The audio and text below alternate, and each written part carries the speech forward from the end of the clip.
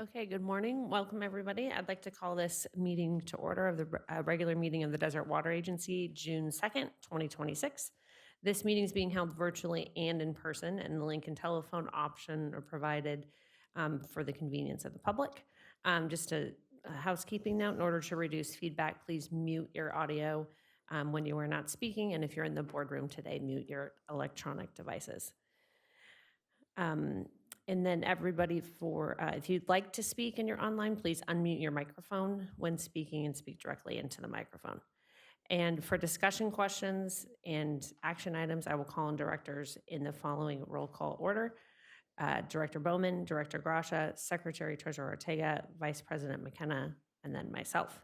And all votes will be conducted via roll call. Now I'd like to stand for the Pledge of Allegiance, and I'm going to ask Secretary Treasurer Ortega to lead us.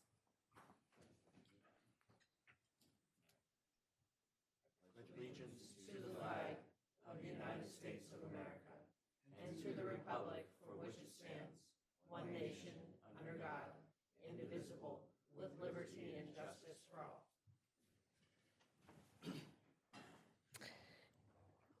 And now I will ask Ms. Baca to do a roll call, please. Director Bowman, Present. Director Gracia, Present. Secretary Treasurer Ortega, Present. Vice President McKenna, Present. and President Bloomer. Present. All present. Now moving on to item number 4. This is for public comment on items not listed on the agenda. This is the time for members of the public to comment on any item not listed on the agenda but within the jurisdiction of the agency. Speakers are asked to keep their comments to no more than 3 minutes. As provided in the Brown Act, the board is prohibited from acting on items not listed on the agenda. Have we received any comments via email? No, we have not. Okay, and don't see anyone here in the boardroom or anybody online raising their hand, so we will move on to public comment on items listed on the agenda. This is the time for the public to comment on items listed on the agenda and are not subject of a public hearing at this time. And I ask again, speakers are requested to keep their comments to no more than 3 minutes. So if you're in the boardroom, if you'd like to come up to the microphone. Thank you, President, Vice President, fellow district board members. Appreciate the opportunity. My name is John Corella. I'm the Director of Public Works, City of Cathedral City. And on behalf of Elizabeth Medina, who's worked really hard at guiding this project to get here, and Ryan Mulkey, that provided the guidance from your agency, I'm here in support of action item 8A. And if you have any questions, I'm probably not the technical person that would know it. Elizabeth Medina would, but on behalf of Cathedral City, we're looking for your support to engage in this, vital project that will help us preserve some of our groundwater resources. Thank you. Thank you very much for coming today. And then have we received any comments via email? No comments have been received. And I don't see anybody online, so we will move on to item number 6, the consent calendar. At this time, I would like to ask the board members if they would like any items pulled from the consent calendar. I move item 6 as presented. I'll second. Okay, any further discussion? Okay, a roll call vote, please. I'm sorry, can you repeat the maker and the second? Sure, a first by Director Gracia and a second by Secretary Treasurer Ortega. Thank you. Director Bowman, Aye. Director Gracia, Aye. Secretary Treasurer Ortega, Aye. Vice President McKenna, Aye. and President Bloomer. Aye. Motion passes. Okay, item number 7 is a public hearing, and at this time, I would like to ask Ms. Rapola and Mrs. Prickett. Ms. Prickett, yes, Ms. she Prickett. is online. Okay, perfect, to present the staff report. Thank you, President Bloomer and members of the board. We are here today to hold a public hearing to consider adoption of the 2025 Coachella Valley Regional Urban Water Management Plan and the 2025 Desert Water Agency Water Shortage Contingency Plan. Desert Water Agency is required to prepare and adopt an updated urban water management plan every 5 years. The urban water management plans for the 2025 reporting cycle are due to be submitted to the California Department of Water Resources by July 1, 2026. The UWMPs, as we call them, describe the anticipated water supplies and demands for the next 25 years. This plan also describes the programs that are in place to encourage efficient water use. In an effort to improve coordination and foster a unified approach to water management throughout the region, the 6 water agencies in the Coachella Valley worked together to develop a regional urban water management plan. These 6 agencies include Coachella Valley Water District, Coachella Water Authority, Desert Water Agency, the City of Indio, Mission Springs Water District, and Myoma Dunes Mutual Water Company. By collaborating on a regional plan, agencies were able to coordinate their assessments of regional water supplies. This report has 2 main parts. Chapters 1 through 3 are regional chapters, which provide an overall introduction, descriptions of the 6 participating agencies, and an overview of the water supplies used in the Coachella Valley. Chapters 4 through 9 are individual agency chapters that address how participating agencies meet reporting requirements under the Urban Water Management Planning Act. Desert Water Agency's individual agency chapter in the regional plan is Chapter 6. In addition to the regional plan, each agency has prepared a water shortage contingency plan in accordance with Water Code Section 10632 and related requirements to describe water shortage responses. If an extended drought or sudden event like an earthquake impacted the agency's ability to replenish the groundwater basin or our ability to provide enough water to meet all customer demands, the water shortage contingency plan may need to be implemented. Each agency's WSCP defines 6 levels of shortage and outlines the actions required of customers during each of those levels. The 6 agencies aligned the actions of their plans as much as possible to maintain consistent requirements and messaging for customers throughout the Coachella Valley. If the water shortage contingency plans are implemented during a water shortage, agencies will evaluate their effectiveness and consider making changes as needed. These 2025 water shortage contingency plans are included as attachments to the Regional Urban Water Management Plan. A public review period for the 2025 Regional Plan and Water Shortage Contingency Plans was held from April 13th to May 3rd, 2026. Any public comments received during this period were incorporated into the 2025 Regional Plan. This public hearing is being held in accordance with applicable law, including but not limited to Water Code Section 10642, to provide an opportunity for the public to comment on the Regional Urban Water Management Plan and Water Shortage Contingency Plan prior to adoption. In accordance with applicable law, including Water Code Section 10621B, notice of the public hearing was provided to cities and counties within Desert Water Agency's service area and was published in a local newspaper for 2 successive weeks prior to the public hearing date. So these publication dates were May 19 and May 26 of 2026. This was done in accordance with State Water Code Section 10642 and Government Code Section 6066. The draft 2025 Regional Urban Water Management Plan and/or 2025 Water Shortage Contingency Plan may be amended by changes incorporated by the board as a result of input received at the public hearing. Any amendments to these plans will be made prior to submission to the Department of Water Resources. If adopted today, DWA will be the second agency to formally adopt its Regional Urban Water Management Plan and Water Shortage Contingency Plan, following CVWD's adoption at their May 27th board meeting. It is possible that other agencies, governing boards may make changes to their plans. They have meetings after ours, and that's okay. DWA and the other participants have the ability to make changes to their water shortage contingency plans with a public hearing at any time. In terms of prior action, staff did present the draft version of our water shortage contingency plan to the board back on April 21st. No fiscal impact here. Legal counsel has had the opportunity to review these documents. Adoption of these plans aligns with Strategic Plan Goal 1 for Sustainability, Initiative 1.1.3 to maintain local water supply sustainability, manage and maintain the ability to import water into the West Whitewater Management Area of the Indio Subbasin and Mission Creek Management Area.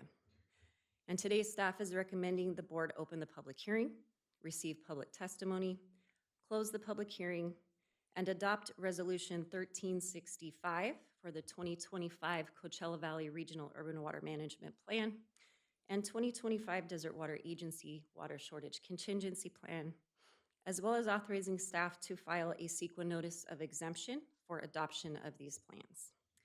Attached to your staff report, you have the draft final version of these plans, as well as Resolution 1365. The categorical exemption determination for these plans, adoption of these plans, which is what we would be submitting. And then the PowerPoint presentation that goes over a summary of these plans. At this point in time, I will hand it over to the amazing Rosalind Prickett with Rincon. She was one of the consultants that helped work on this plan. So Rosalind, take it away. Good morning. I am trying to share my screen here. Doesn't look like I have that ability quite yet.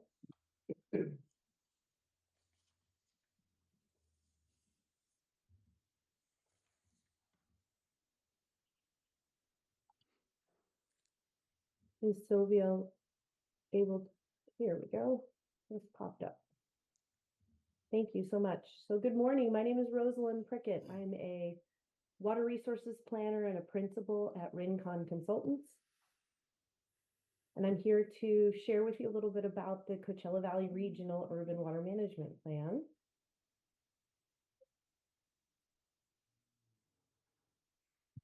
So this presentation is relatively short. We'll talk just a little bit about what the Urban Water Management Plan Act requirements are, provide a regional overview, talk about water demands and conservation both regionally and within DWA, discuss the water supply portfolio in the region, as well as a supply reliability analysis that we conduct as part of the Urban Water Management Plan. And then we'll wrap up with our water shortage contingency plan. So the Urban Water Management Plan Act was passed in 1984. As Sarah mentioned previously, this requires urban water suppliers to prepare a management plan every 5 years and submit those to the State Department of Water Resources in July following the 0 and 5 years. This requirement applies to any suppliers serving more than 3,000 customers or 3,000 acre feet per year.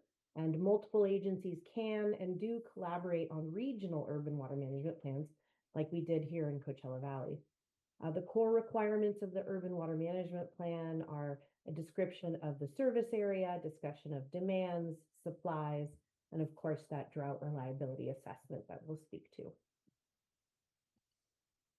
So here's our region overview. You can see the 6 entities on the map here that Sarah mentioned, Coachella Valley Water District, Coachella Water Authority, yourselves, Desert Water Agency, City of Indio, Mission Springs Water District, and Myoma Dunes. They're in the various colors.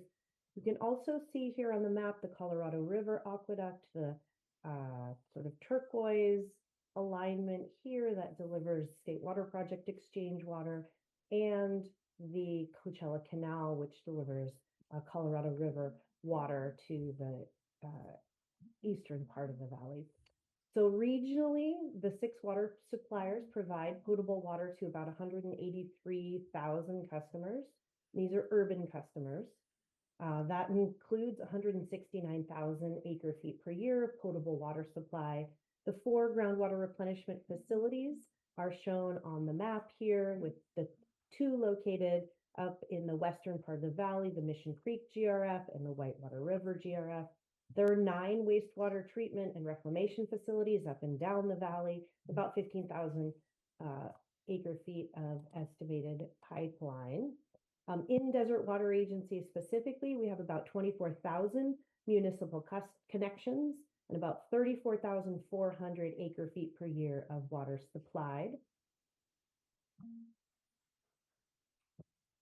In terms of water demands and conservation, we developed our demand forecast based on the population, housing, and employment growth projections from the Southern California Association of Governments, SCAG, has a regional growth forecast. And we've taken the growth forecast for the Coachella Valley entities and compiled a regional growth forecast here in terms of water projections. That was based on the different geographic areas. So each community within Coachella Valley, we developed separate demand factors for those communities because the housing types are different in different portions of the valley and therefore water use, for example, single family residential being the largest category of water use across the valley. The demand forecast covers the anticipated increase in water use over the next 25 years. And based on our current assumptions, of course, Indio and Mission Creek subbasins, our primary groundwater supply, can meet those future demands. In Desert Water Agency, in 2025, population was estimated just around 60,000. And the 2050 population, according to the SCAD growth forecast, is nearly 80,000. Now, this number was adjusted on our end to account for the seasonal population, so the equivalent full-time residents, to make sure that we really are accounting for all of the water use that occurs with that seasonal population. Now, one note in this demand forecast, the non-potable irrigation demands for agriculture and golf course in the far eastern portion of the valley and CVWD's service area were not included in our urban demand forecast. So this includes just those urban uses.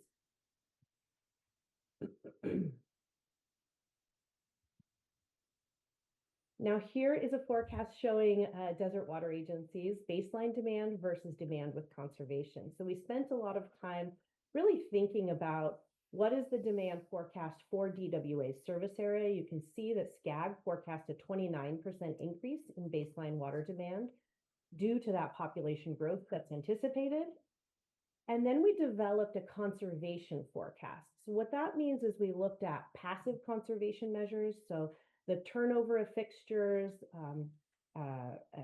within communities, within homes, due to plumbing code changes that will save water over time. Those fixtures are becoming more efficient, as well as the outdoor fixtures and various rebate programs that Desert Water Agency offers. The demand reduction due to those implementation of those conservation measures is intended to accumulate to about 10% over the course of the 25-year forecast timeframe. And of course, the recycled water program will also offset those potable demands.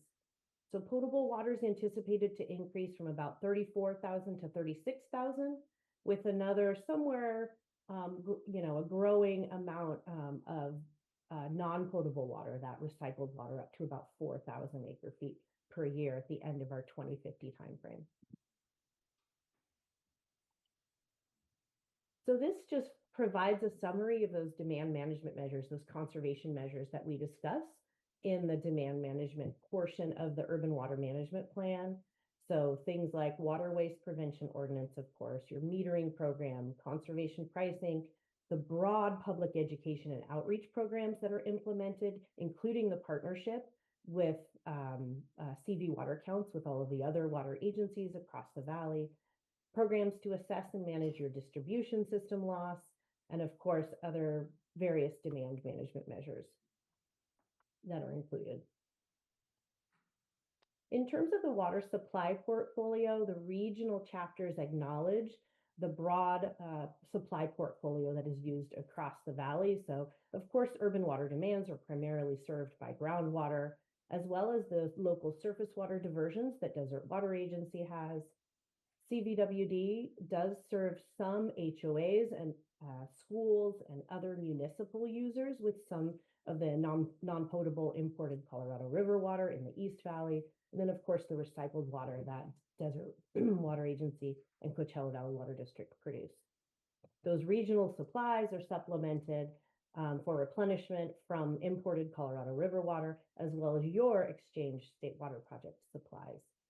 The water supply chapter goes through and describes what the contracts, DWA and CVWD's contracts for state water project supplies that are used to replenish the groundwater basin. In terms of regional water service reliability, of course, we live in a region with minimal natural recharge, and natural recharge alone is not enough to satisfy demand. We have, as you know, you have agreements in place to receive state water project water through that Colorado River Aqueduct to recharge the Whitewater River and the Mission Creek GRFs. By delivering that imported water to the valley and replenishing our aquifer, that essentially buffers the region for those wet and dry periods. So as part of the drought reliability assessment, we look at what is the demand response in terms of dry years. How does demand increase through hotter, even hotter conditions, and how can supplies be provided to serve those additional demands, and that groundwater basin and the replenishment activities serve to buffer those demands. And then, of course, we have our conservation programs, our recycled water, and if needed, implementation of the water shortage contingency plan, which can also help to reduce water use during critically dry conditions. Combined, all of our actions, agreements, and programs do help to ensure a sustainable supply for the valley, even in dry and multiple dry year conditions. So our water shortage contingency plans specific to Desert Water Agency, as Sarah mentioned, that's included in Appendix D of the final Regional Urban Water Management Plan. And that essentially explains how Desert Water Agency intends to predict and respond to foreseeable and unforeseeable water shortages. There are those 6 standard levels in our standard demand response actions. Things like mandating repair of broken sprinklers, using automatic shutoff nozzles, very common sense actions, all the way up to expanding our public information campaigns and rebate programs, to limiting irrigation and implementing drought penalties. So here's our 2025 Regional Urban Water Management Plan timeline. As Sarah mentioned, Desert Water Agency is the second of our 6 agencies to adopt the Regional Urban Water Management Plan. Indio will be the final entity on June 17th. And then the Urban Water Management Plan will be submitted to DWR by July 1st, along with upload of all of this data that is included in the Regional Urban Water Management Plan. Doing this exercise is really important for the state because it gives the state a handle on all of the local supplies that the agencies are developing. And the state then rolls all of that information up into the California Water Plan with a snapshot of each of the different regions across the state. So thanks so much for having me here today, and happy to answer any questions. Thank you very much for being here today. Thank you, Sarah, as well. And at this time, we're going to open the public hearing. And this is the time for the public hearing on the 2025 Coachella Valley Regional Water Management Plan and the 2025 Desert Water Agency Water Shortage Contingency Plan. The hearing is now open. I will ask for any members of the public who wish to speak on this item to come to the podium or raise your hand via Zoom. Seeing none, I would also like to ask Board Secretary Baca if she received any written comments. No written comments have been received. Okay, since there's none, I will close the public hearing and now ask that if any of the board members have questions or comments. Director Bowman. No questions. I just want to thank all the hard work to the staff here at DWA, CVWD, and then the other districts to follow. The average person in the public doesn't understand how significant this is to protect the future growth of the Coachella Valley and how their water gets here. And I appreciate it. Thank you very much. Thank you. Director Grasha? I have a question. Is there any, does this document discuss potential new sources I didn't see it in there, but I thought, well, maybe I just didn't see it. But um, is there any mention of potentially importing water from the Cadiz Valley or the Cadiz Company? Is it even a subject that's broached in any of those documents? Have you? I don't know that that specific project is listed here. Rosalind, maybe you can speak a little bit to the projections and what we include. Sure. There is a section in the urban water management plan that discusses future projects. In terms of the various imported water supplies, for example, Desert Water Agency's State Water Project import, there is a discussion of the site's reservoir project and the potential additional supply that Desert Water Agency would import through that, as well as the Delta Conveyance Project and the potential additional reliability of State Water Project water due to that project. Okay. So there is some discussion of additional imported supply acquisitions, but I don't think that the project you mentioned is specifically included this time around. That's how I saw it too. So I'm going to go on the assumption that there's no beginning of a discussion of an agreement to become partners with the Cadiz project. And if that's understood, then I'm okay with the document. Just curiosity. They are claiming that the Coachella Valley is on their sites as a potential customer for their exporting water out of Cadiz Valley. Now, I know the Cadiz attorney and the guy that basically runs the place serves as a legal counsel for one of our pumpers. And I just want to make sure we keep an eye on the things that they're up to and how it might affect this agency going forward. Okay. Secretary Treasurer Ortega, I have nothing else to add. Thank you. Vice President McKenna. First of all, I think this is a terrific report. It's one of these things I will keep at my fingertips because there's so much data in there that when someone asks me a question, boom, there it is. It's 800 pages long, so everything is in there. A terrific piece of work. I have a question, though, on the growth in demand. It shows a 16% growth in demand for this agency over the period of 50 years, I think. But it shows 6% of that happening in the next 5 years. And I wondered, have we done any, how do we integrate the state mandate to reduce our demand by 40% by 2035, I think? They don't seem to be correlating. Can you tell me how the state mandate would affect this plan? Rosalind, can you speak a bit on your projections and how you incorporated the demand reduction measures? Sure. So we started with the Southern California Association of Governments, the SCAG growth forecast.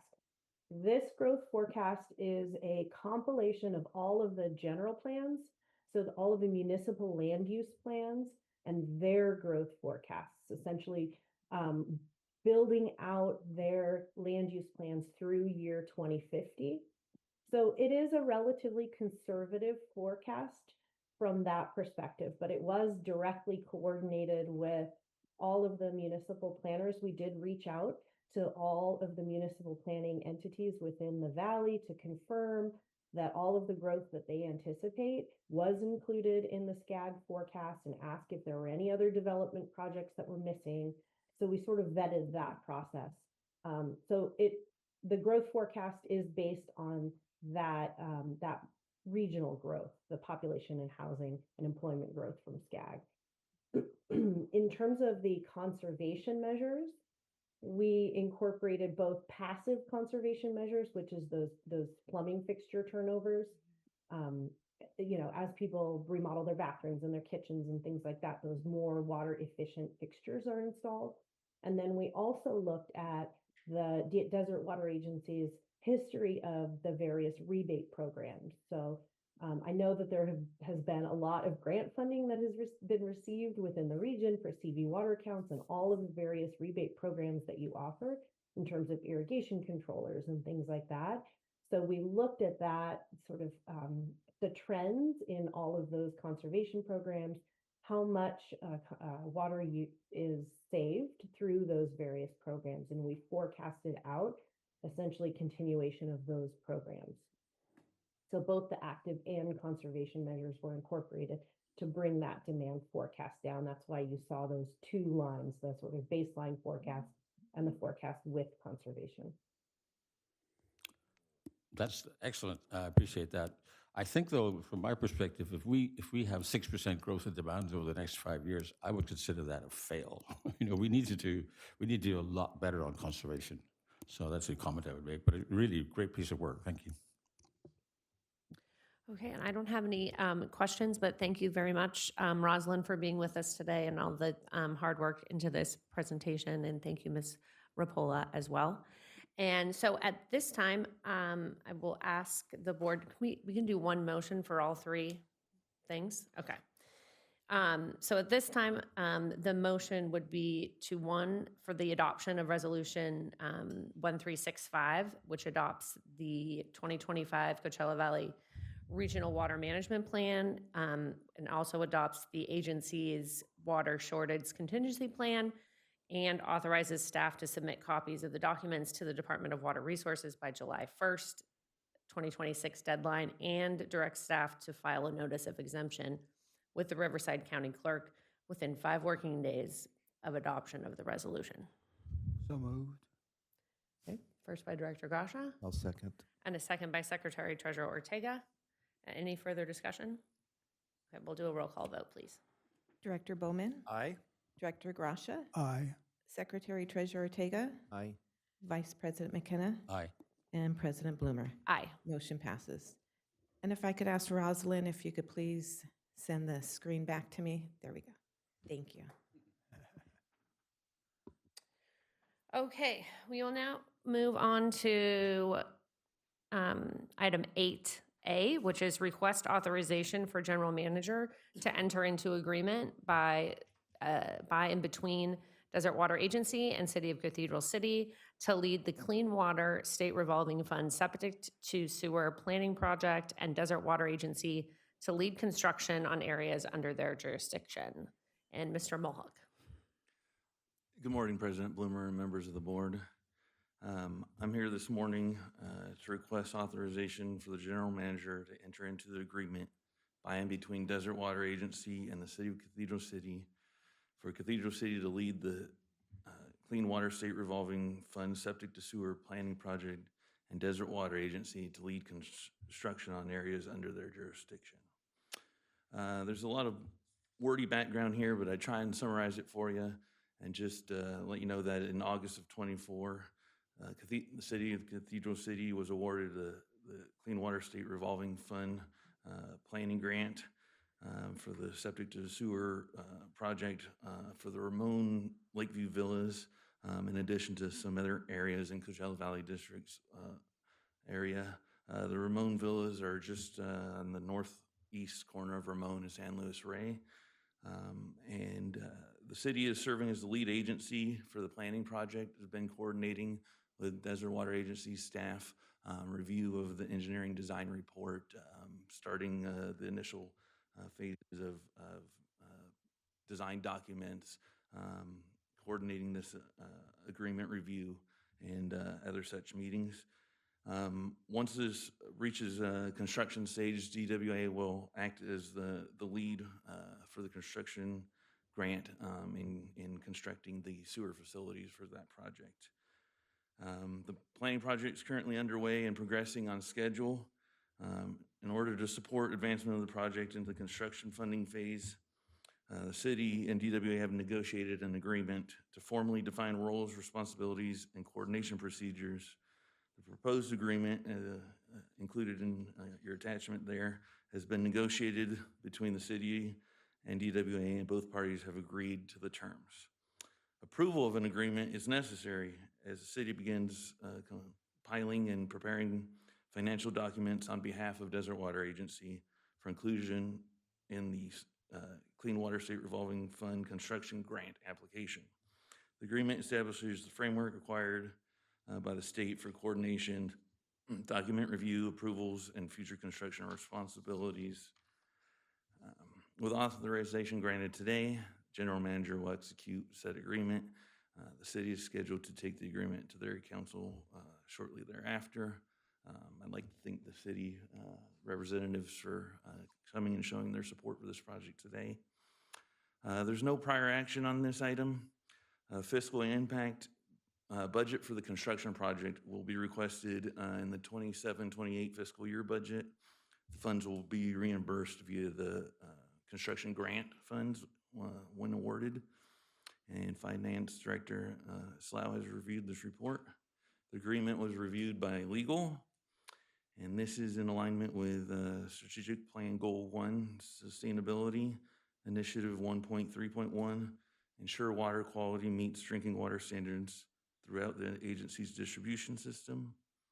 And with that, staff recommends that the Board of Directors authorize the General Manager to enter into agreement by and between Desert Water Agency and the City of Cathedral City for Cathedral City to lead the Clean Water State Revolving Fund Septic to Sewer Planning Project and Desert Water Agency to lead construction on areas under their jurisdiction.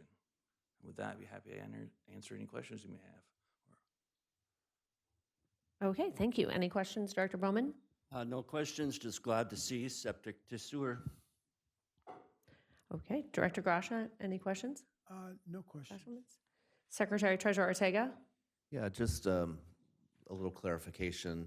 So with this project, with the completion of this project, will this be the third residential area in Cathedral City that will be basically constructing and then constructing a sewage system and then conveying it to Cathedral City, or I'm sorry, to Coachella Valley Water District, the waste? So this project is actually would be going through our newly constructed facilities and then into the City of Palm Springs treatment system based on its location. Okay. The previous one done that's connected to Palm Springs was the Dream Homes area, and Right. this is just adjacent to that. Okay. So, in total, there'll be 3 residential areas within our service area, but part of Cathedral City that we would be somehow involved with in terms of providing some level of sewage service. So there is, if you're sorted by areas, there's kind of the Dream Homes area, and this is immediately adjacent. We have the Cathedral City Cove area.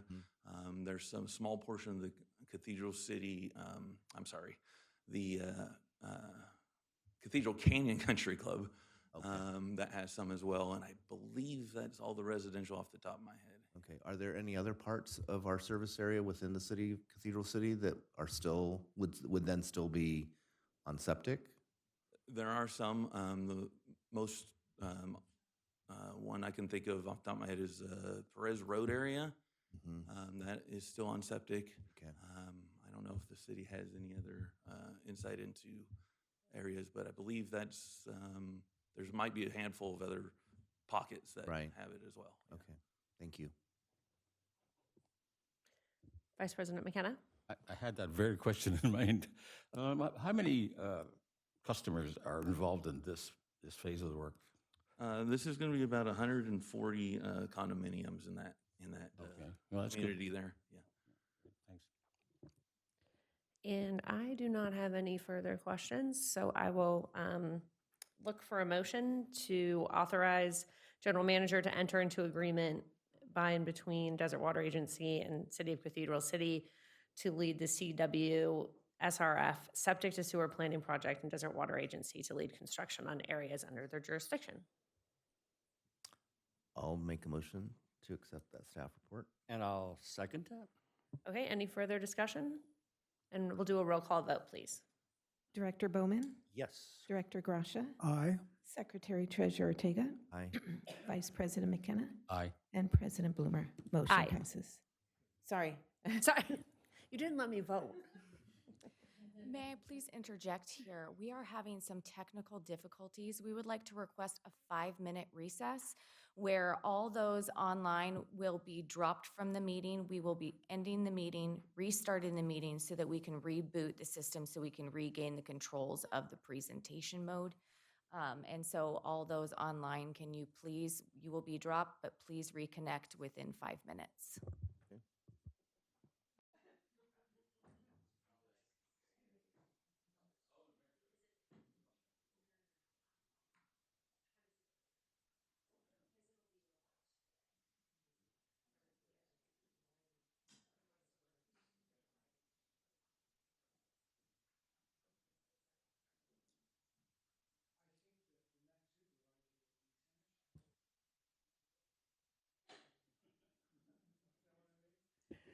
Okay. Recorded. Oh, it's fine. Okay, back from a short recess, and the tech is working, so we will move on to item 8B, request board adoption of resolution number 1366, adopting a records retention schedule and authorizing destruction of certain agency records. Who's presenting on this? Ms. Baca. That is me.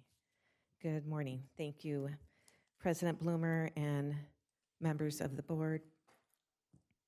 For your consideration this morning, we have Resolution 1366, adopting a records retention schedule and authorizing destruction of certain agency records. It is standard practice for local agencies to authorize the routine destruction of records that have exceeded their legally required retention period. Local agencies typically specify their policies for record destruction in a records retention schedule. The destruction of records by a special district is governed by Government Code 60200. DWA selected Gladwell Governmental Services to assist with developing a comprehensive records retention schedule for the agency. The records retention schedule is necessary to ensure legal compliance with applicable retention periods, eliminate duplication of efforts, increase efficiencies in records maintenance, provide transparency, and take advantage of current technology. The development of this records retention schedule is driven by many factors, including many departments are filing and storing copies of the same records, the volume of permanent records produced and managed by the agency, technology advancements, and changes in law pertaining to special district records. This retention schedule was written interactively and all departments participated. It provides clear, specific record descriptions and retention periods and applies current law and technology to the management of DWA's records.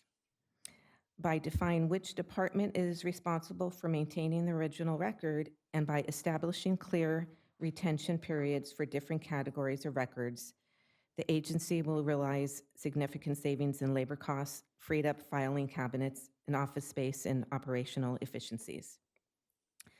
The general manager, department heads, and legal counsel have reviewed and approved the retention schedules. This resolution also authorizes updates to be made to the records retention schedule without further action of the board with the consent of the department head, assistant secretary of the board, general manager, and legal counsel. There's no prior action or fiscal impact. Legal counsel has reviewed this report and resolution. Strategic plan alignment is goal 1 and goal 3, and the recommendation is that the board of directors adopt resolution 1366, adopting a records retention schedule and authorizing the destruction of certain agency records. Happy to answer any questions you may have. Thank you very much. Any comments or questions, Director Bowman? None from me. Director Gracia? Just one. Doesn't state law weigh in on this, and aren't we just following state law on?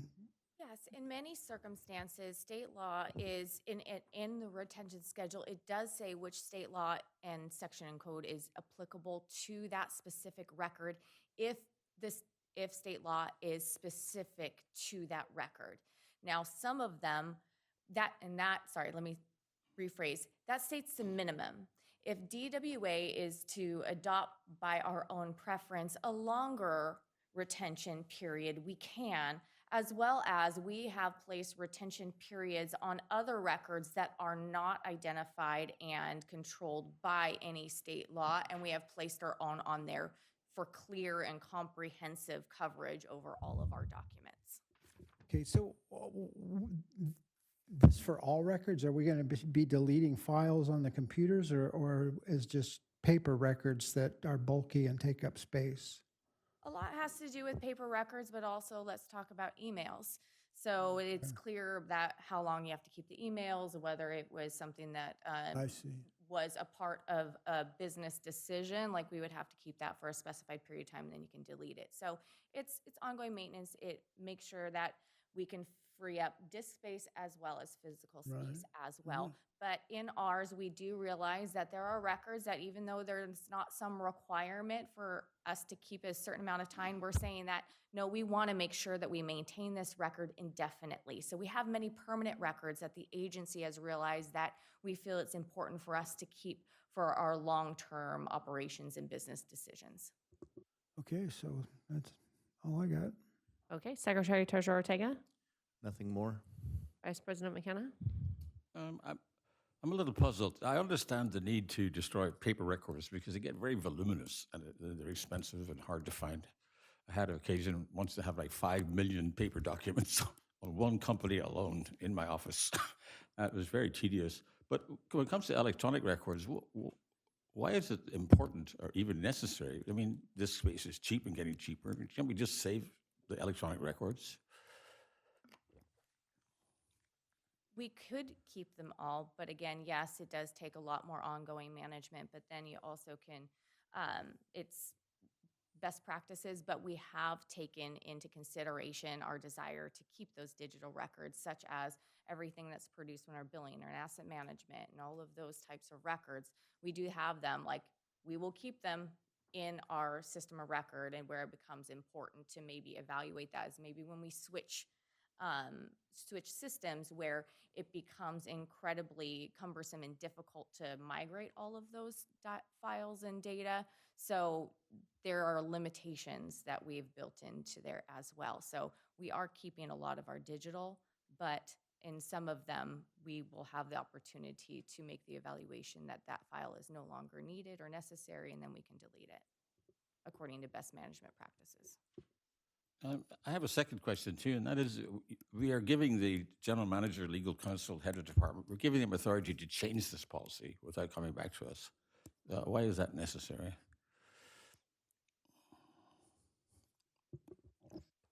The change could be either different records for different departments. For instance, when we first started doing this schedule, we didn't have the reorganization. We did not have the Public Affairs and Conservation Department. It would be something like that if we added maybe another, expanded to a different department that had records, something like that. Nothing too substantial on that part. So, And maybe the code sections, if there's any legal requirements due, and that our consultant would do for us. On an annual basis, she would check the different code sections on there, and if any changes to law, like I know HR, there's a lot of changes. So probably next year, there's going to be a change to a certain section for HR. Minor changes like that should not need to go to the board for that type of, is there something specific you were? yeah, I would like the wording to be changed to routine updates. I wouldn't like a general big change in policy to slip through under a provision like that. That's something that we can We would look at that. incorporate. I'm fine with that. Routine updates is fine. And so anything substantive, we would bring back to the board for board authorization. That's fine. And the that's motion good. just needs to reflect with the That's the wish of the addition. board. That's fine. Yeah, I'd appreciate that. Thanks. So would that be section 4 here of for the Section resolution? 4, before updates, insert the word routine. Yep, we have it. You okay with that? Sylvia, yeah, sure. Move the recommended action? Well, you Or have to make a second. motion with the addition of the, Amended, yeah. Well, I'll move that. Move Right. the staff recommendation as amended. Sorry, Director McKenna, just thinking out loud here, do you want it to also say routine updates for those required by law? I mean, do you want, like, let's say if Sylvia flags something and goes, oh, actually, this statute changed to require it to be 4 years instead of 3 years. Do you want that to come back to you? We certainly No, can. I don't think as required by law is necessary because You it don't is think so? required by law. You think, So you think routine covers it? just routine updates instead Okay, of updates. Then that's yeah. fine. Okay, That's then it. I'm fine with it. Yeah. Second? Is that right? Here. I move that the staff recommendation be adopted as amended to insert the word routine before updates in section 4. And Director Gracia seconds. Waiting for Director. Hang on a second. You look like, okay, I'll second it. Okay, so a first by Vice President McKenna and a second by Director Gracia. Any further discussion? Okay, a roll call vote, please. Director Bowman, Aye. Director Gracia, Aye. Secretary Treasurer Ortega, Aye. Vice President McKenna, Aye. and President Bloomer. Aye. Motion passes. Great. Okay, moving on to discussion items, 9A, presentation on general plan update strategy, planning for the future. Assistant General Manager Tate. Good morning, President Bloomer and members of the board. Desert Water Agency is currently operating under the 2020 general plan with significant changes to customer consumption due to various California regulations. Staff has prepared a presentation on the general plan update strategy planning for the future. Prior action, a more detailed version of this presentation was given to the Energy Sustainability Ad Hoc Committee on May 14th. There's no fiscal impact at this time. No legal review was required.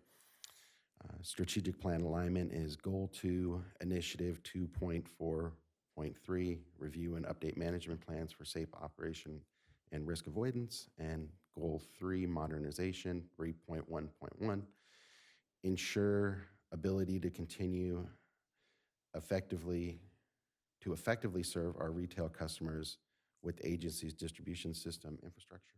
Recommendation? None. And then I'll get onto the presentation. First, I'll say that this presentation dovetails really well into the previous presentation, so it's almost like we planned that. So the path under updating the general plan is, first of all, for this presentation, understanding of the general plan. We'll define the goal of the updated general plan, review existing plans and regulations, review current and potential savings and benefits, and then we'll discuss potential improvements to the general plan. Next slide. So what is the general plan? The general plan is not a state or agency requirement. It's something we do for ourselves. It identifies existing and potential deficiencies that should be improved upon. It serves as a roadmap for the water system improvements over the next 10 to 30 years.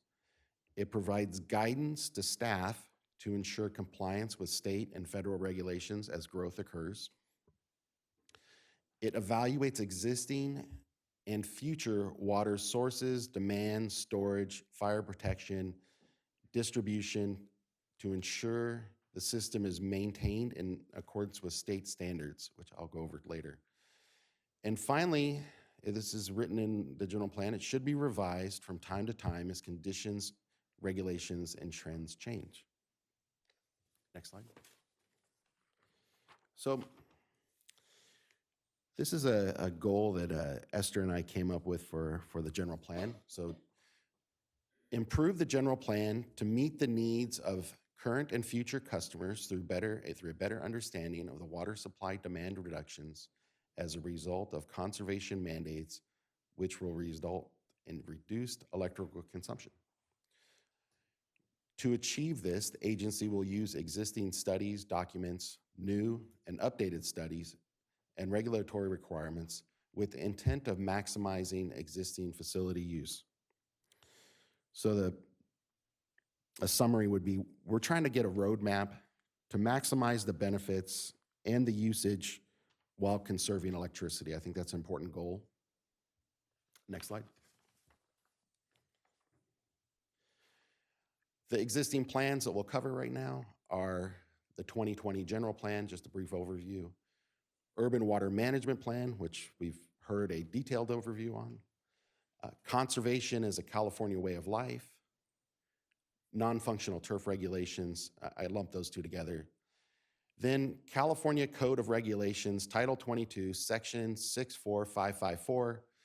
These are state mandated metrics for the system, and I'll go over that in more detail. And then Sustainable Groundwater Management Act. Next slide.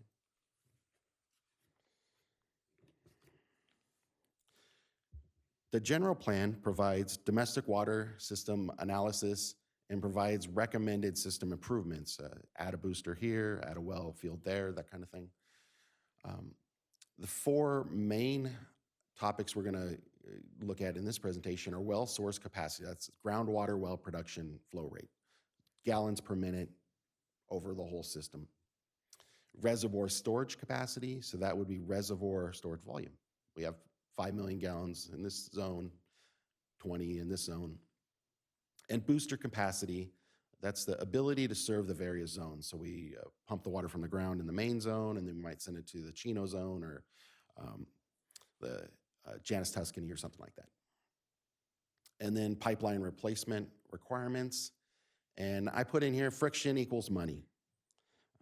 To get a little more into that one, that's a little bit odd, but as the wells fill the reservoirs, the water moves through the pipes and creates friction. So there's gonna be a balance between the size of the pipe and the cost of the pipe. Bigger pipes have less friction, but they cost more money. Smaller pipes have smaller friction or lower friction. Smaller pipes have higher friction, but cost less. I'll get my logic straight. So it's a balance between those. So the general plan really says what main size we need to balance those. And so we don't have to go through each developer that comes through, each pipeline replacement. We just look at the general plan and say, okay, this is, general plans is supposed to be a 16-inch main. That's what we're replacing it with. But friction does equal money. Next slide. So the urban water management plan, as we heard earlier, it's updated every 5 years, is expected to be completed. As we heard, this is in next couple of weeks.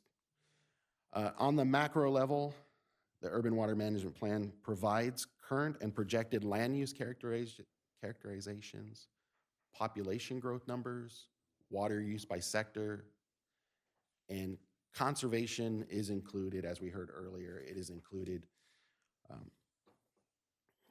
Next slide.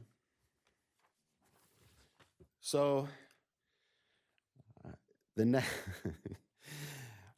making conservation a California way of life, or McAlwolf.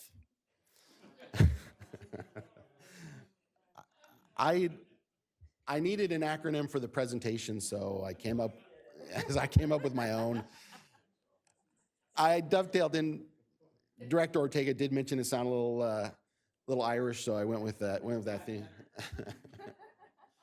McAlwolf.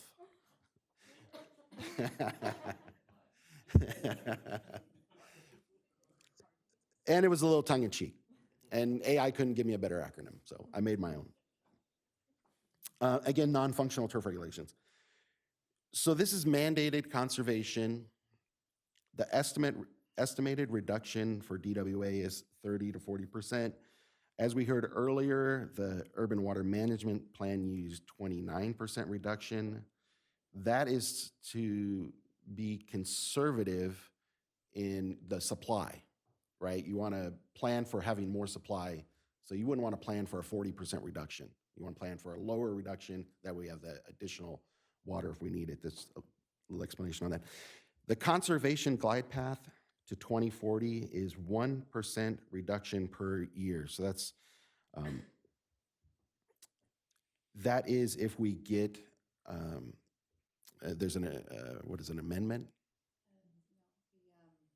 Alternative compliance pathway. That's what it is, alternative compliance pathway. But just by the numbers, it's gonna be 2.5% reduction per year to meet the 40%. Current consumption is approximately 30,000 acre feet. And these regulations did feed into the urban water management plan, as I mentioned earlier.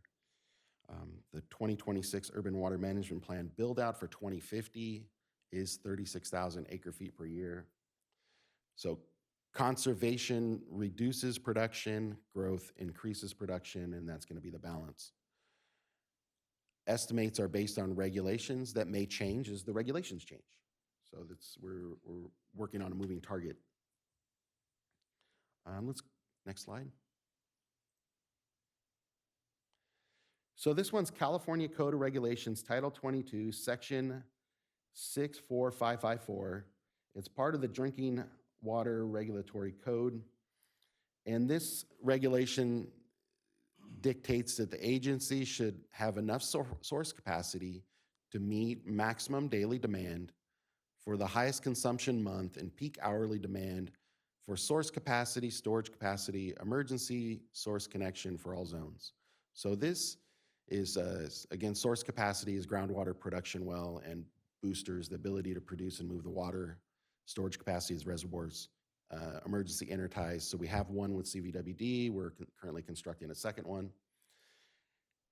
Every 3 years, Desert Water Agency system is inspected and evaluated by the Division of Drinking Water. It's a very extensive inspection that takes multiple days to complete and months to prepare for. And that's to ensure that at the agency, one, the system is in compliance with health standards, and then also in compliance with the section 64554. So every year we get evaluated by the state, and they give us a report to tell us how we're doing. In all other years, we've been doing really well, so it's not an issue. But it could be an issue. Next slide. And Sigma, I added Sigma in here. So Sigma is a 2014 state law requiring local agencies to sustainably manage the groundwater in medium and high priority basins. Indio, Mission Creek, and San Gorgonio Pass are all medium priority, so they require Sigma regulation.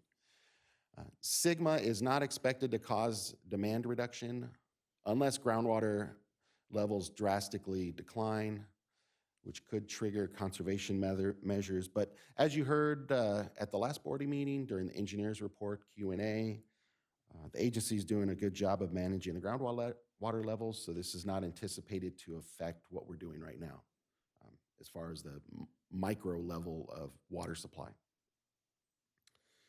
Next slide. So how are the general plan and Title 22 related, and why do we have a general plan? The general plan is a single guiding document to ensure the agency meets the regulatory requirements of Section 64554. Some agencies and districts have a specific plan for each distribution zone or distribution system. We have one big master plan. Without the general plan, over time, the agency may become deficient and receive a poor rating from the state. If the agency becomes deficient and poorly rated, the state could intervene, requiring improvements, imposing fines, ordering consolidation. These are all bad. So we really want to stay out of that area. So in summary, I'm an engineer. General plan equals Title 22 equals regulatory requirements met. So I had to throw some equal signs in there. And I thought it'd be useful to take a little trip down memory lane with water requirements over the years. So in 1971, the full build, interestingly enough, 1971, the full build out was 2050. It seems like 2050 is their marker. So at some point they need to maybe go a little further out. But that was 104,000 acre feet at full build out. And then in 1988, it went to 114,000 acre feet. And the estimated population at full build out was 190,000 people. And we're clearly not going to go to 190,000 people in our distribution area. They had very ambitious thoughts of 20,000 people living out in Snow Creek Village and 20,000 people living out in Palm Oasis, and that clearly hasn't happened. In 1998, the full build-out production was estimated to be 79,000 acre feet. That drastic reduction is due to the drought in the 90s, which sort of bent the curve on conservation and made conservation come to the forefront. And then 2008 was 86,000 acre feet. 2020 was 51,000 feet. And the most recent information we have is the 2026 Urban Water Management Plan, which is 36,000 acre feet at full build out. And 80,000 people is the estimated population at full build out. That seems a little more realistic. And our current demand is approximately 30,000 acre feet.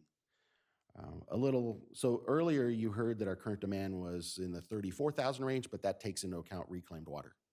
So potable water is it's under 30,000 right now. So the system is designed for 30 to 40-year-old inputs, and we need to plan to derate the system to keep up with conservation. And why do we need to derate it? Because our wells are really sized for just too high of a production rate, and it brings some challenge. I'll explain those in a second. Next slide. So what derating and right-sizing the system looks like. So when we derate the wells, we're talking about reducing the pumping output per well. So if we have wells that on average put out 2,500 gallons a minute, maybe we start looking at some will stay at 2,500 gallons a minute, some will go to 1,500 gallons a minute, some will go to 1,000 gallons a minute, depending on what we need and what the geographic situation is and what the layout is. And, you might have a well that has a perfect area for solar. And we say, okay, well, that well could be 1,000 gallons a minute and we can put a solar system there, right? Or we have a well that is not conducive to solar. Well, we leave that as a high producer. So we need to go through that kind of evaluation. So this will reduce the electrical demand.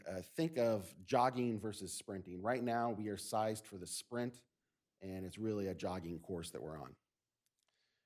More wells running at lower flow rate, it means they'll be running for more time. And I'll explain that in a second. And this is done through replacing the pumps and motors over time with lower flow pumps and smaller horsepower motor. And I think the goal would be to keep the motors under 300 horsepower. And I'll get to that on the next slide. But also we need to maintain the system requirements per Title 22. Again, we can't get ahead of ourselves. In that sprint versus jogging, we don't want to trip. So the benefits of derating: additional wells running provides more constant and regulated chlorine injection into the system. If we have a well that only runs for 4 hours, you're getting a dose of chlorine and then it's stopping. Or if we have a well that's running for 24 hours, we can lower the dosage of chlorine, but it's more consistently going into the system. And that'll actually help with the pipe longevity, right? We're not damaging our pipes. It'll reduce the starts and stops, and that helps with pump maintenance. You have a 450, 500 horsepower motor. It does not like to start and stop. It's real jarring on the pump and the drive shaft and everything. So it's not conducive. We do it because we have to. Obviously, we have to turn things on and off. But it's really jarring. And the final thing is it'll allow operations to run the wells more frequently, and this is a good thing. Right now, we are really balancing running our wells for a long period of time. If we turn a well on, it's like somewhere between $2,000 and $10,000 just to turn a well on. But we need to sample all of our wells throughout the year. So right now, we have these wells that we're trying to go, okay, well, that well's been running, let's turn it off and let's add this well. And we're really going through and balancing this and trying to make sure we turn all the wells on. They have to all be turned on throughout the year to be sampled, but you don't want to run them for an hour because then it costs you $10,000 and you've got no water out of it. So you're turning wells off, and we're really balancing our system, and it's just a bit of a challenge. So I think that would be a good thing. Next slide. The additional benefits of a right-sized system.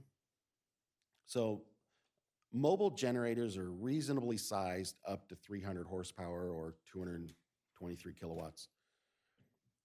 So the ability to power wells with a generator will provide emergency response benefits in the event of a system-wide power failure. Beyond 300 horsepower, the trailers need 3 axles, which are much more expensive, harder maneuver, and just not applicable at most well sites that we have. And currently, we don't have any wells that can be powered by generators because all of our wells are sized to be 450, 500 horsepower. So that's where you start lowering the horsepower. We get really into that strike range for a mobile generator. And then the final benefit would be potential solar systems. Like I said, if we have well sites that have the land around them, maybe that's 1,000 gallons a minute, 1,000 GPM site, or 200 horsepower, and we can put a solar system, or do some microgrid for emergency backup, or start looking at batteries. But again, the caveat is derating will require careful consideration and planning. We can't trip up on this because every 3 years the state measures our success, and we want to make sure we don't trip. On to the next slide. So the path to the updated general plan. So on the left, you have McCall-Wolf and NFT. They feed into the Urban Water Management Plan, which would feed into this new study. Title 22, it has to feed in there. That's something we cannot ignore. We have to demonstrate to the state that we can adequately supply our customers when they need it. And then I threw in another box in here, which is conservation and NFT after the Urban Water Management Plan. That may occur, right? Legislature may go through and ease up or get more strict. We don't know. So just threw that in there. So the new study is to analyze the impacts of conservation on the domestic water system. And the thought is that we would start this soon and take the next 2 years or so to complete that.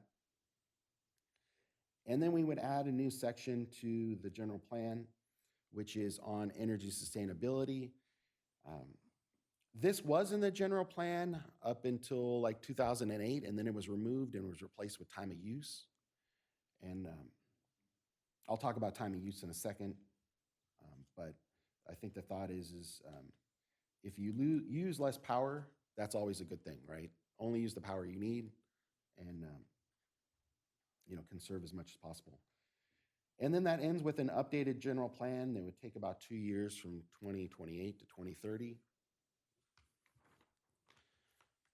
The next slide here is sort of, post 2030, what would we do? Well, we would implement the plan. We reduce source capacity per the general plan. So if we have an issue with the well, kind of the same way we do with the pipeline. Pipeline needs to replace. We look at the general plan, says, okay, this is going to be an 18-inch main. We would do the same thing with a well. If the well has an issue that requires the pump to come out, then we say, okay, well, what are we putting back in there? We're not going with the same. Are we going with the same thing? Are we going to do a reduced capacity? What are we doing? And also potentially, if we wanted to put solar, we could say, this well is going to be 1,000 gallons per minute. Let's put a 200 horsepower or 223, 200 something kilowatt plant there, solar plant, and then anticipation of derating the well at some point. And then that's where we start looking at an energy resiliency study, generators and solar, kind of look into that more detailed. And I think the goal is a more resilient DWA. So using less power, having generator backups, potentially including solar, and making sure we meet all our Title 22 requirements. Okay, so next slide. What would the new study look like? So the thought is we would get a focus group of key DWA staff to set the goals and develop the RFP. We want to, these are some ideas that Esther and I have bounced around, but we want to make sure that they're vetted through our operations department, our engineering department, get perspective on them to make sure that, there's no holes in our logic. And then we would hire a consultant to prepare the report. So that would include the regulatory requirements, McCall-Wolf, non-functional turf, Title 22. They would study the existing system, study conservation impacts on the distribution system, make distribution system modification recommendations, and then the study would feed into the general plan and be maybe a chapter in the general plan. So potential improvements to the general plan. So review of the source capacity with the potential of derating the wells based on reduced demand. So it would recommend which wells are derated. Like I said, there's geography in there, site capacity, zone needs, and then recommend adding mobile generators, adding PV generation facilities. Like I said, if we have an existing site that's 5,000 square feet, we're not putting solar there. It's never going to happen. But if we have a site that's advantageous to it, that would be the recommendation. And then removing time of use and converting excess storage to emergency storage. So the storage in the reservoir is dictated by the customer needs for the day, so daily demand. So that's what dictates emergency storage and equalization storage. Fire storage is dictated by the fire code, so you really can't touch that. But as consumption goes down, it'll change the calculations in emergency storage and equalization storage. Essentially, we'll have more storage than we need because the daily demands will go down. But I'm recommending, in our current general plan and our previous 20 years, there was a concept of time of use. And time of use was you would shut off half your wells during time of use and all of your boosters during time of use. So that would be a daily occurrence. We found that to be a maintenance nightmare. It really impacts the maintenance of the wells. And what you're doing is you're putting the water in there and then you're relying on that when you need it. Well, recent events in Los Angeles have made me really consider that option, and I don't really consider that as to be a publicly tolerable action. You imagine how we would look if we're in the bottom of our reservoir because of time of use and then we had some natural disaster. Is that where we really want to save the money? So I say no, maybe removing time of use and considering converting excess storage to health and human safety or something like that. We have it, but it's not a good place for me, the energy conservation is not a good place. Storage is not a good energy conservation device. Because if you get caught without the water, nobody's going to care that you save some money when their house burns down. So, and then any other items determined by the DWA focus group consultant. So that'll just feed into the plan. Putting the pieces together. So next slide. The general plan provides a framework for future improvements. Conservation will reduce demand, offsetting growth demand increases. Current source capacity is sized for full build out on outdated information.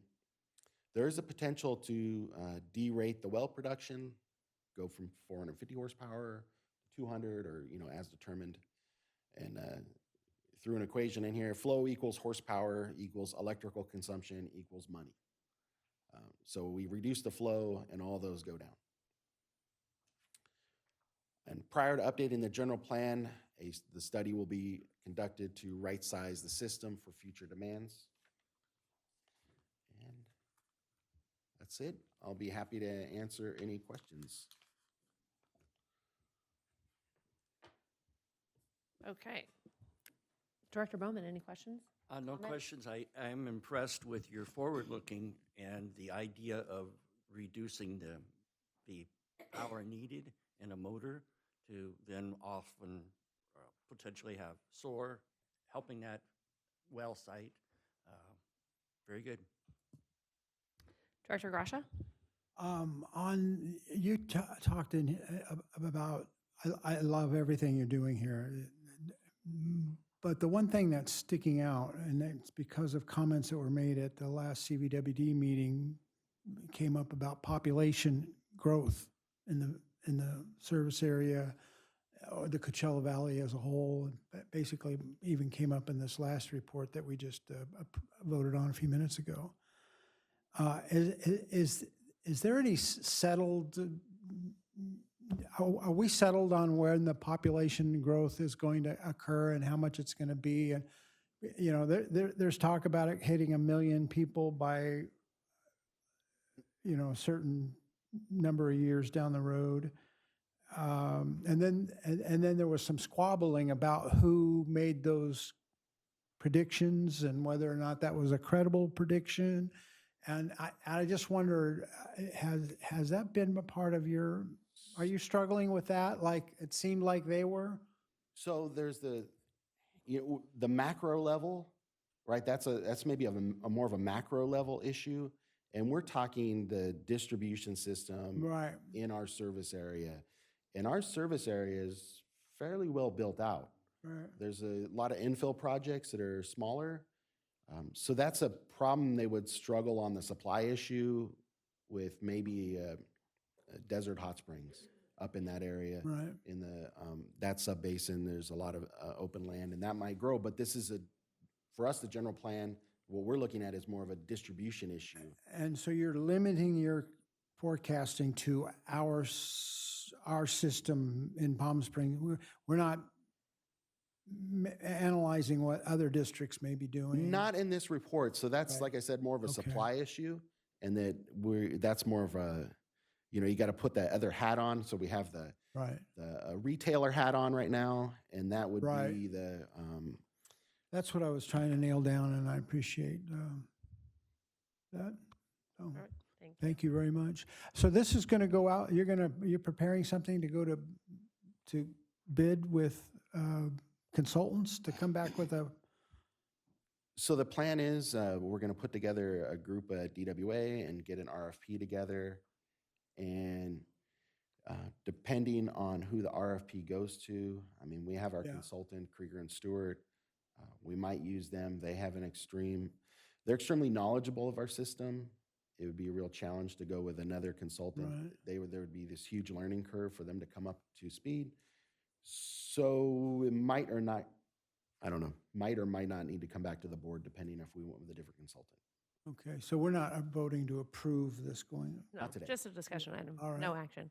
The intent of this presentation is just to let you know that this is a long-term project. We're playing the long game here. We're Right. planning for 100 years, and this is our view up to 2030 of our plans to get us to a place where we're going to have a solid plan in place that makes adjustments to all of the regulatory changes and the changes that we've seen, kind of how the area has been developed, and also solar and all of those other things to incorporate it in, so we have a good foundation and good planning document. So this is a 4-year plan to get to that, where we're bringing the final product back to you. But in the short term, in the next year or two, that's where we're going to be developing that RFP, doing the focus group, developing the RFP, sending it out, selecting the vendor, and then there's going to be another 1.5 years or so planning report development timeline. So this is just our long-term plan for you, so you're aware of kind of what we're doing on the back end here to get us there. Good, thank you. Secretary Treasurer Ortega? Yeah, first I want to thank you for this very thorough walkthrough of how we're going to get there. As you mentioned, the Energy Sustainability Ad Hoc Committee had a preview of this. And although the driver, it seems to me that the driver really is about energy conservation, but there's a lot more in here than just energy conservation. And that's the focus. And, that has been the focus of Vice President McKenna for quite a while. And he's been very adamant in pushing us towards a review of the current general plan. And I appreciate that, because I feel like we're now in a place where we are getting toward that.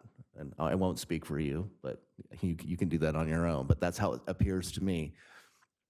But again, the impetus has been about energy savings and reducing energy consumption. But you're also talking about other investments. You're talking about investments in future reservoirs and pumps and future, well sites, et cetera, that yes, require energy, but also require investment that we're going to have to make. So there's savings there too.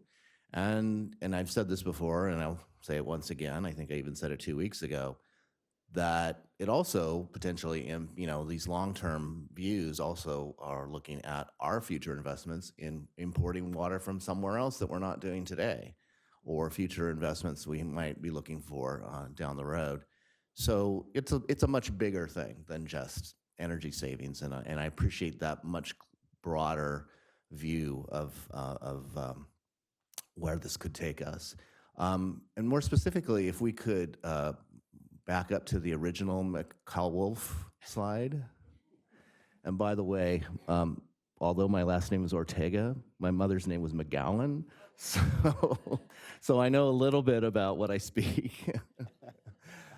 But there was just one point in that slide that I thought might address Vice President McKenna's earlier question, I guess it was, or statement regarding conservation and sort of a maybe an apparent disconnect between some of these figures.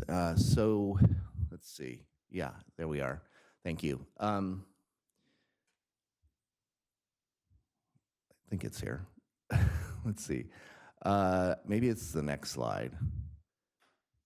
It has to do with, and basically what it has to do with is and you've made this point several times, Assistant General Manager Tate, that we're going from perhaps 30,000 acre feet a year for production to predicted 36,000 by 2050. But we're also growing our population, and those conservation goals that are part of making conservation a California way of life are based on a per capita number. They're not based on where we are today and having to reduce that production by that particular percentage. It's what it is on a per capita basis. So I don't know if that's helpful in any way, but I just wanted to point that out. And again, thank you. It was very thorough. Thank you. Yeah, and all new buildings are going to be built to extremely strict standards for conservation. So any of the new people that come into Palm Springs will be potentially, living in houses, I think it's 45 gallons a day or something like that per person. Mm-hmm. If I may as well, so the Making Conservation a California Way of Life formula is just that. It's a formula with different pieces, alluding to kind of what Assistant General Manager Tate said. But population, or your seasonal population, is a factor to that, right? So as the population grows, that number is going to be inputted into the formula as well. And that's, I think, I'm not sure if this was who said it, but it's essentially, it's a moving target, because every year that number might change slightly based off of our current conservation numbers, and then also all the different formulaic pieces that are going to enter into that. Thank you. Vice President McKenna? Where I grew up, they would say I'm always banging on about planning. It's interesting. You started a timeline in 1971, and something else happened in 1971. They discovered the Brent oil field in the North Sea. Now, you can't listen to the news any day this week without hearing Brent crude price, which yesterday was $95. The first oil came ashore from the Brent oil field on November 25th, 1978. And I was there when that happened. I worked on the Sullivan terminal with 4,000 other people. I was serving at that point as chief planning engineer. We were the main civil contractor. We had 1,200 employees. In my planning department, I had 2 engineers, myself. We produced a new plan every week, a critical path analysis for the project. And I brought some with me. This is Brent crude. This is one of the first few drops of oil that arrived on shore that day. I snatched some with permission, by the way, and I still have it. The interesting thing about the Brent story, apart from the fact we got it in production in 7 years, take that, Delta Conveyance. When I left that project, it was producing 1.8 million barrels of oil a day from Brent, Dunlin, and Ninian fields. At today's prices, that's $170 million every day. But the really interesting thing about Brent crude is, yesterday the production from the Brent field was 0. It's all gone. It's been used up. This is not only the first oil ashore, this may be one of the few remaining samples of Brent crude anywhere in the world. I'll auction it later. So the point of that story is that planning it gets you so far. It's absolutely essential to do. The people that envisaged the system that we have today in 1971 had no idea what the price of energy was going to be. They had no idea we'd be facing year-on-year increases of 19 or 20% in the cost of energy. If they had, all our reservoirs would be bristling with solar panels. If we would have done this already. The planning is really, really necessary because things change. All the oil is gone from there. 35% of our energy current use comes from Edison, is made from natural gas. And it will all be gone sometime too. This is not a long-term thing. It happens in my lifetime, from the first drops to the last drops. So the moral of the story is I love this. I love the fact that we're doing this, we're thinking this way. It looks a bit leisurely to me in terms of how quickly we're going to do it, but maybe that's for the best. We live with a system designed for population growth,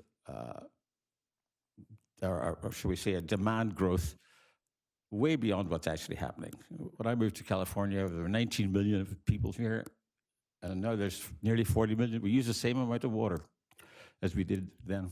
That's how good we are at conservation, but we've got to get better. We have to reimagine this entire system. We have infrastructure built for a climate we don't live in anymore. The State Water Project was built for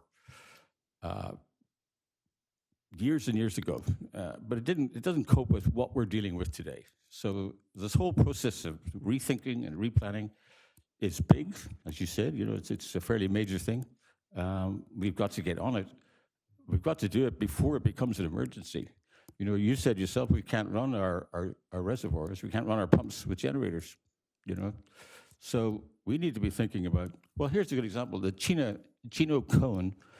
We have 2 reservoirs in North Palm Springs, and then people started building houses above the reservoir.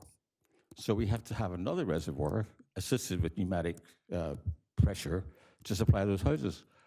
But what we didn't do was go further up the valley to land we already own, build a 3rd reservoir up there, a big one, and pump water into it during the night. Let it flow back during the day, make electricity with it. We would at the same time have a reserve supply of water. We would have a way to move out of the time of use demand. We could do that on most of our sites. Another reservoir 300 feet higher gives us resilience, it gives us energy sustainability. It does a whole lot of things that back in 1971, nobody thought was important. It just didn't matter, but it matters now. So, let's do this root and branch rethink. I really want it to happen in-house. I want the whole, agency to be involved in where do we go from here? We have a lot of young personnel working for us. They're better suited than we are to looking into the future and deciding what we should do. Twice in the last 6 months, an employee has said to me, why don't we have electric vehicle charging in our employee parking lot? Yeah, why don't we have that? So yeah, let's get going on this. I appreciate it. It's great work. Let's do it. Let's do it right away. Thanks. Thank you. I don't have any further comments or questions. Thank you very much for the presentation. And we move on to discussion item 9B, draft fiscal year 26-27 operating general and wastewater budgets. Finance Director Slough. Thank you, President Bloomer and members of the board.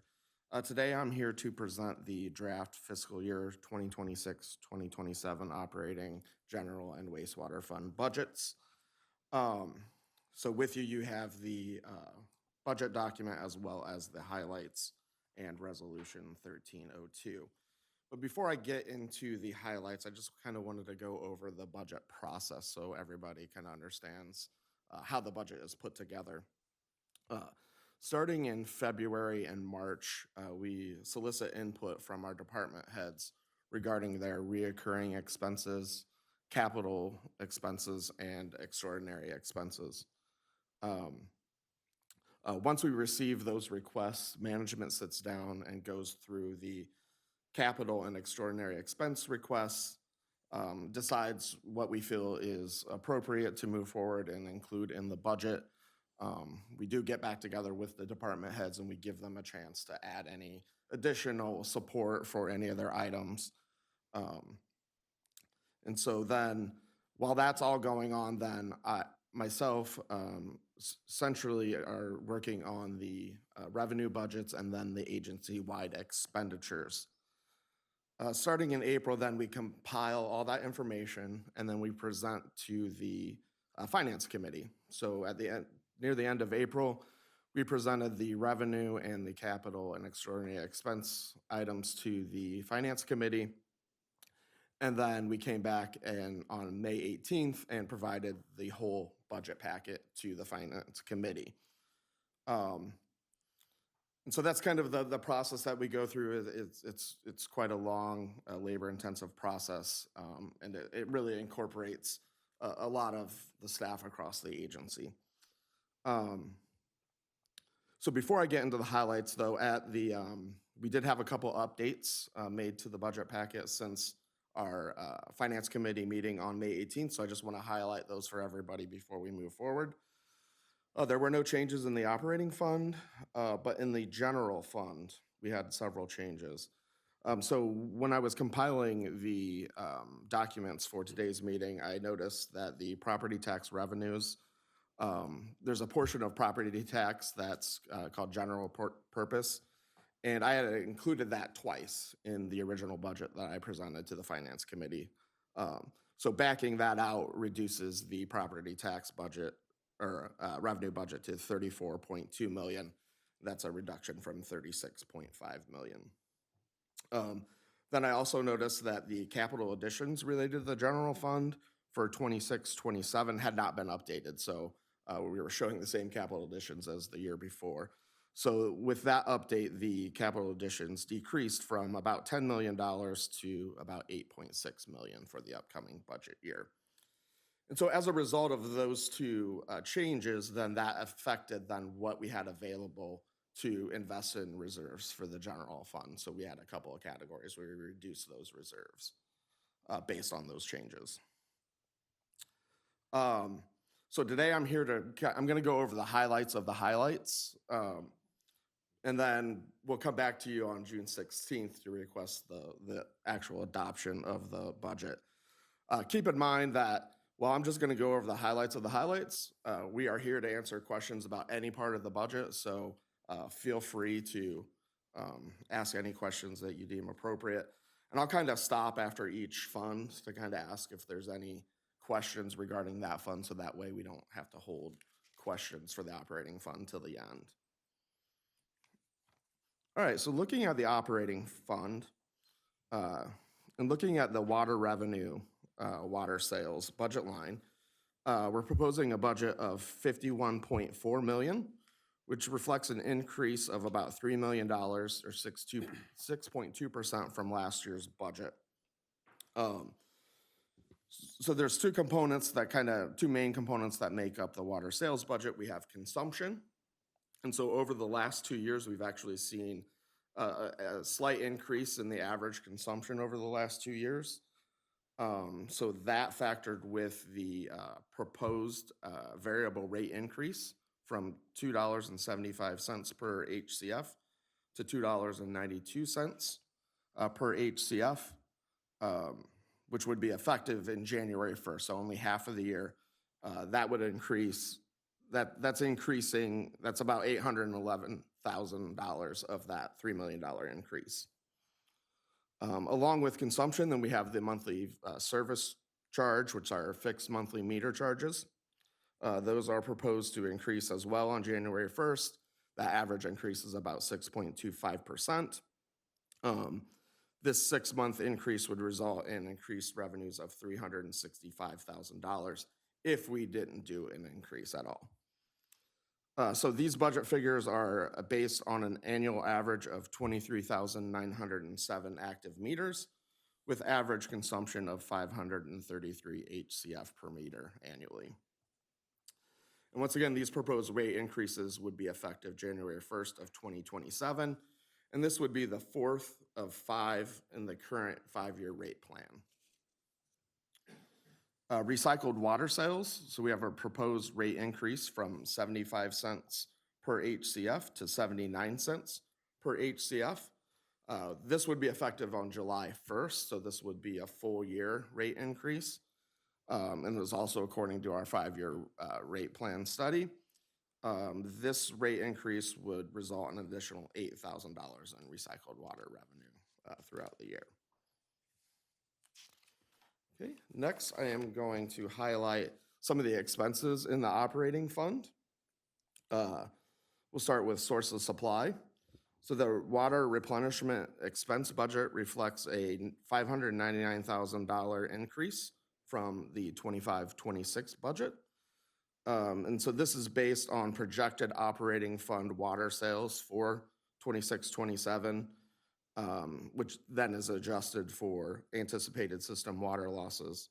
And all that's based on historical production and water sold factors. And so, and then that also then increases or includes the increase in the replenishment assessment charge of $255 from its current rate of $235. So overall, the source of supply expense reflects an increase of $240,000 as compared to the budget for 25-26. In the pumping expense line, the maintenance of structures expense reflects an increase of $360,000. This increase is attributed to a well electrical control replacements and a South Ridge booster upgrade that is included in the 26-27 budget as one-time extraordinary expenses. Also in the pumping expense category, the pumping power purchase expense reflects an increase of $950,000 or 19%. This increase is based on historical power usage and anticipated rate increases by Southern California Edison. So overall, the pumping expense category reflects an increase of about $1.4 million as compared to the budget from 25-26. Next, we'll move to the transmission and distribution line. The maintenance of reservoirs expense reflects a decrease of $1.1 million. And this is just attributed to the fact that we had several one-time extraordinary expenses for recoding of reservoirs in the 25-26 budget that are not present in the 26-27 budget. And then the maintenance of mains expense reflects a decrease of $440,000, which is mainly attributed to the one-time extraordinary expense for replacement of deteriorating pipe and vaults at various well sites and adjustment to the City of Palm Springs valves in the current 25-26 budget that are not present in the 26-27 budget.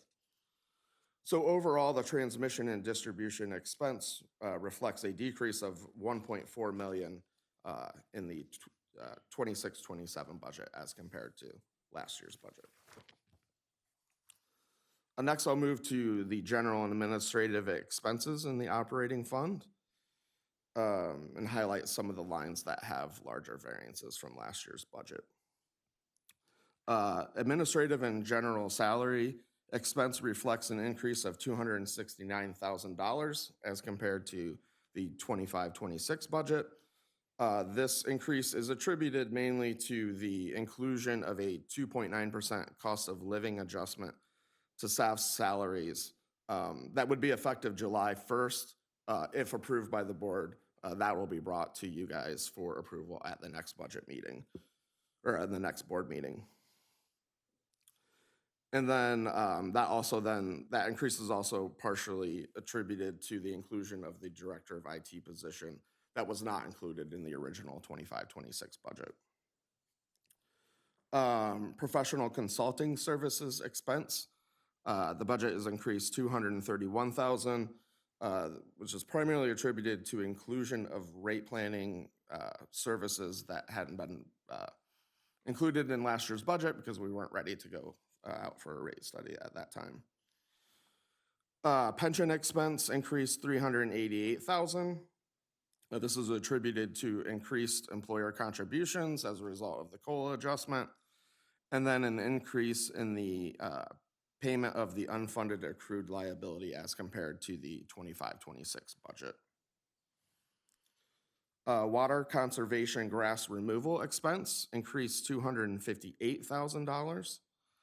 This increase is attributed to a ramp up of the turf buyback program from the 25-26 budget. We're proposing that rebates in the amount of $750,000 instead of $500,000 that was included in last year's budget.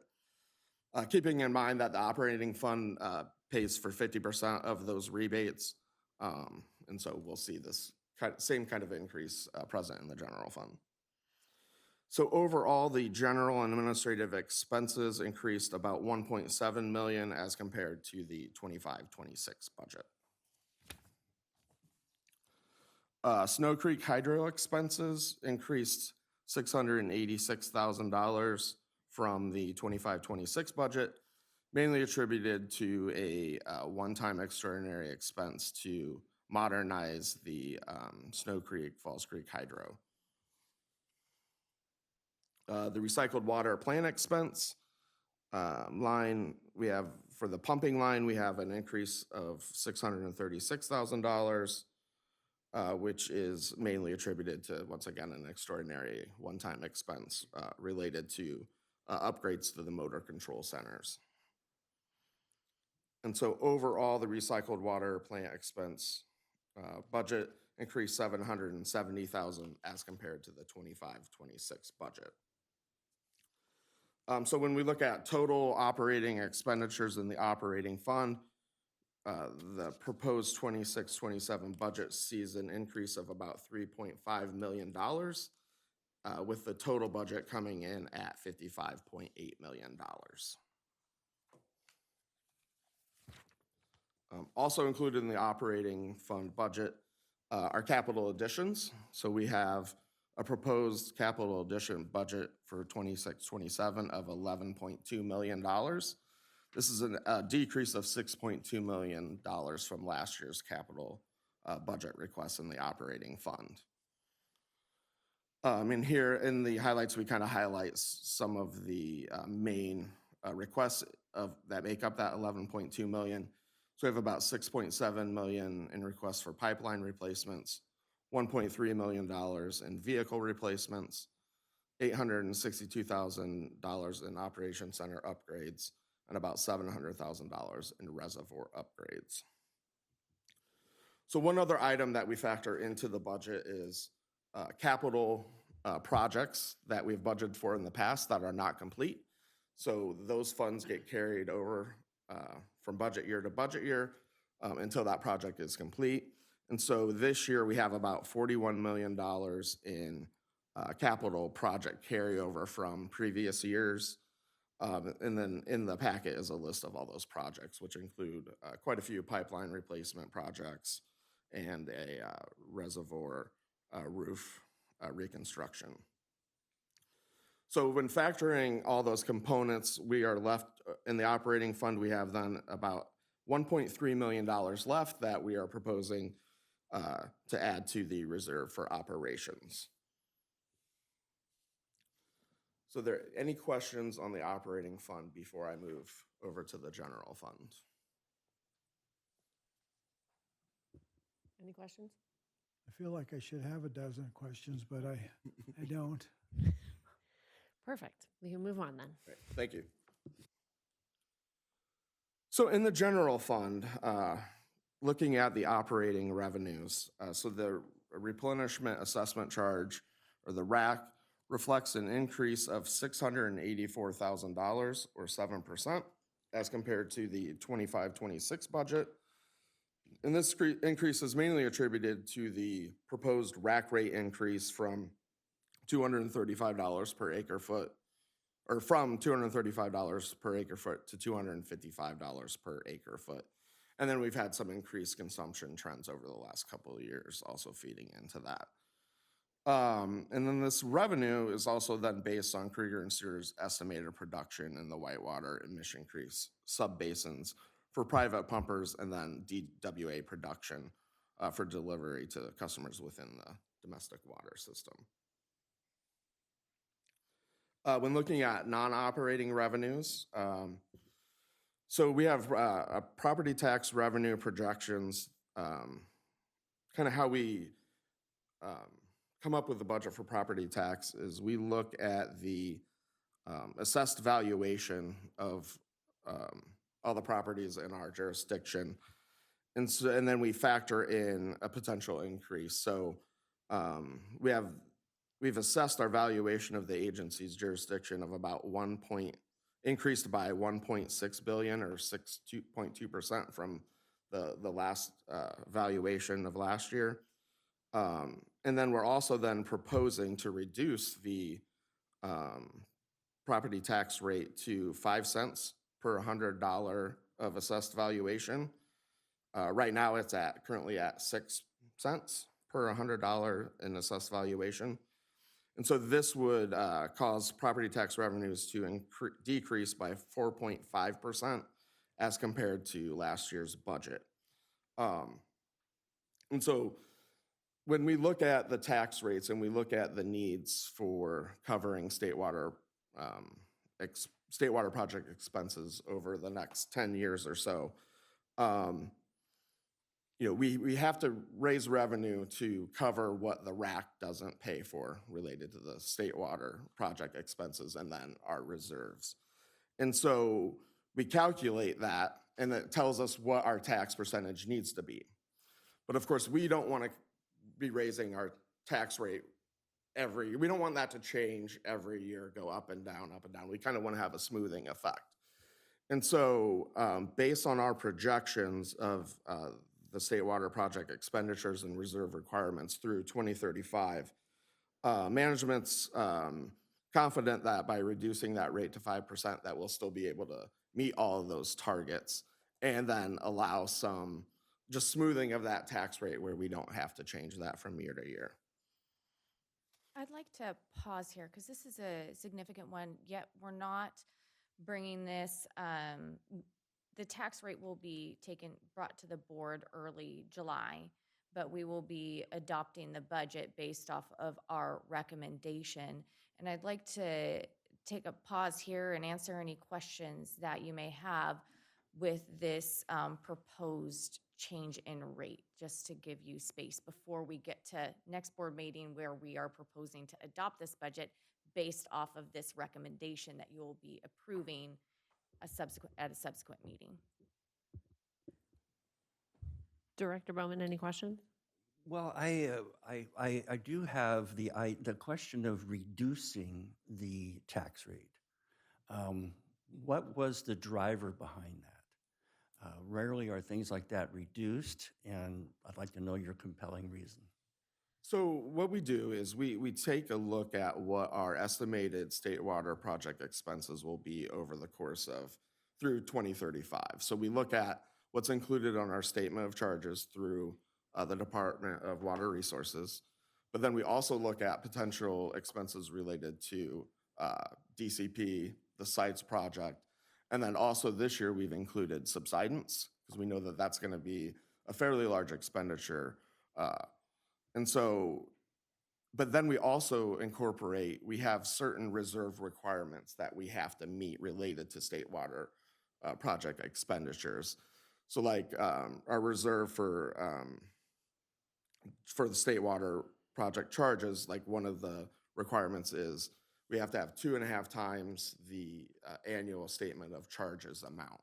And so if our expenditures are about 25 million, then we need to have a reserve of about 62.5 million. And so we've projected those expenses out through 2035. And then what we do is we then project out what our assessed valuations are, and then what tax rate do we need to meet all those expenditure and all those reserve requirements. And so by reducing it from 6 to 5 cents per $100 of assessed value, when we look out through 2035, we still have sufficient reserves.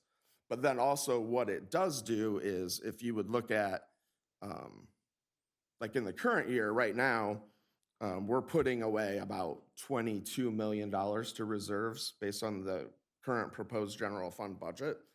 If we kept that at 6 cents, we'd be putting away approximately about 27 million instead of 22 million. And so really what this does is just reducing the amount of reserves that we're capturing this year and over the next couple of years, but will still be sufficient once we get out to that 2035 I horizon. understand, I understand that, and I appreciate it. What if the property values decrease? Well, and then that's where we do this assessment every year and we'd incorporate that into our projections. Okay, because we might be in a cycle where we have peaked and we might see values go down. Yeah, because we have seen the values continually go up over the course of the last 10 years. I think it's a average of about 7% right now that we're seeing those valuations increase over the last 10 years. Also, at the same time, we're increasing our rack. So we're becoming less dependent on taxes and more dependent on the rack. Okay. So, Thank you. okay, Director Gracia? So on your forecasting, where does the sites project fit? Is that part of that forecast that says we can reduce and still be able to participate at full whatever? We haven't got that number yet, but Correct. We don't quite have that final number yet we do have the numbers that we have in the projections. However, that project is not scheduled to come online until 2035, and with the proposed financing plans, we can pay interest only until that time. So it really doesn't start hitting a majority of it until 2035, but it's a slow ramp up at there. We do have funding included there, and then when we bring it back to you, when you're adopting it, you'll see how it kind of changes in the end, where you can see we're drawing down on reserves. But again, we have several years to make adjustments if property tax values change differently, aren't as much, or are much more. We'll have an opportunity to adjust, and we have a several year on ramp, even from the point that we do investor commitment. That is also an additional consideration to this recommendation by staff to decrease the rate, because we have not entered into those final commitments yet. Yes, we are participating in DCP in the planning phase, and we are participating in Sites Reservoir during the planning phases. The board has not yet taken action to actually sign on the dotted line and invest and move into the construction phase and funding the construction phase, and that is what will obligate the agency to make those payments. We're not there yet.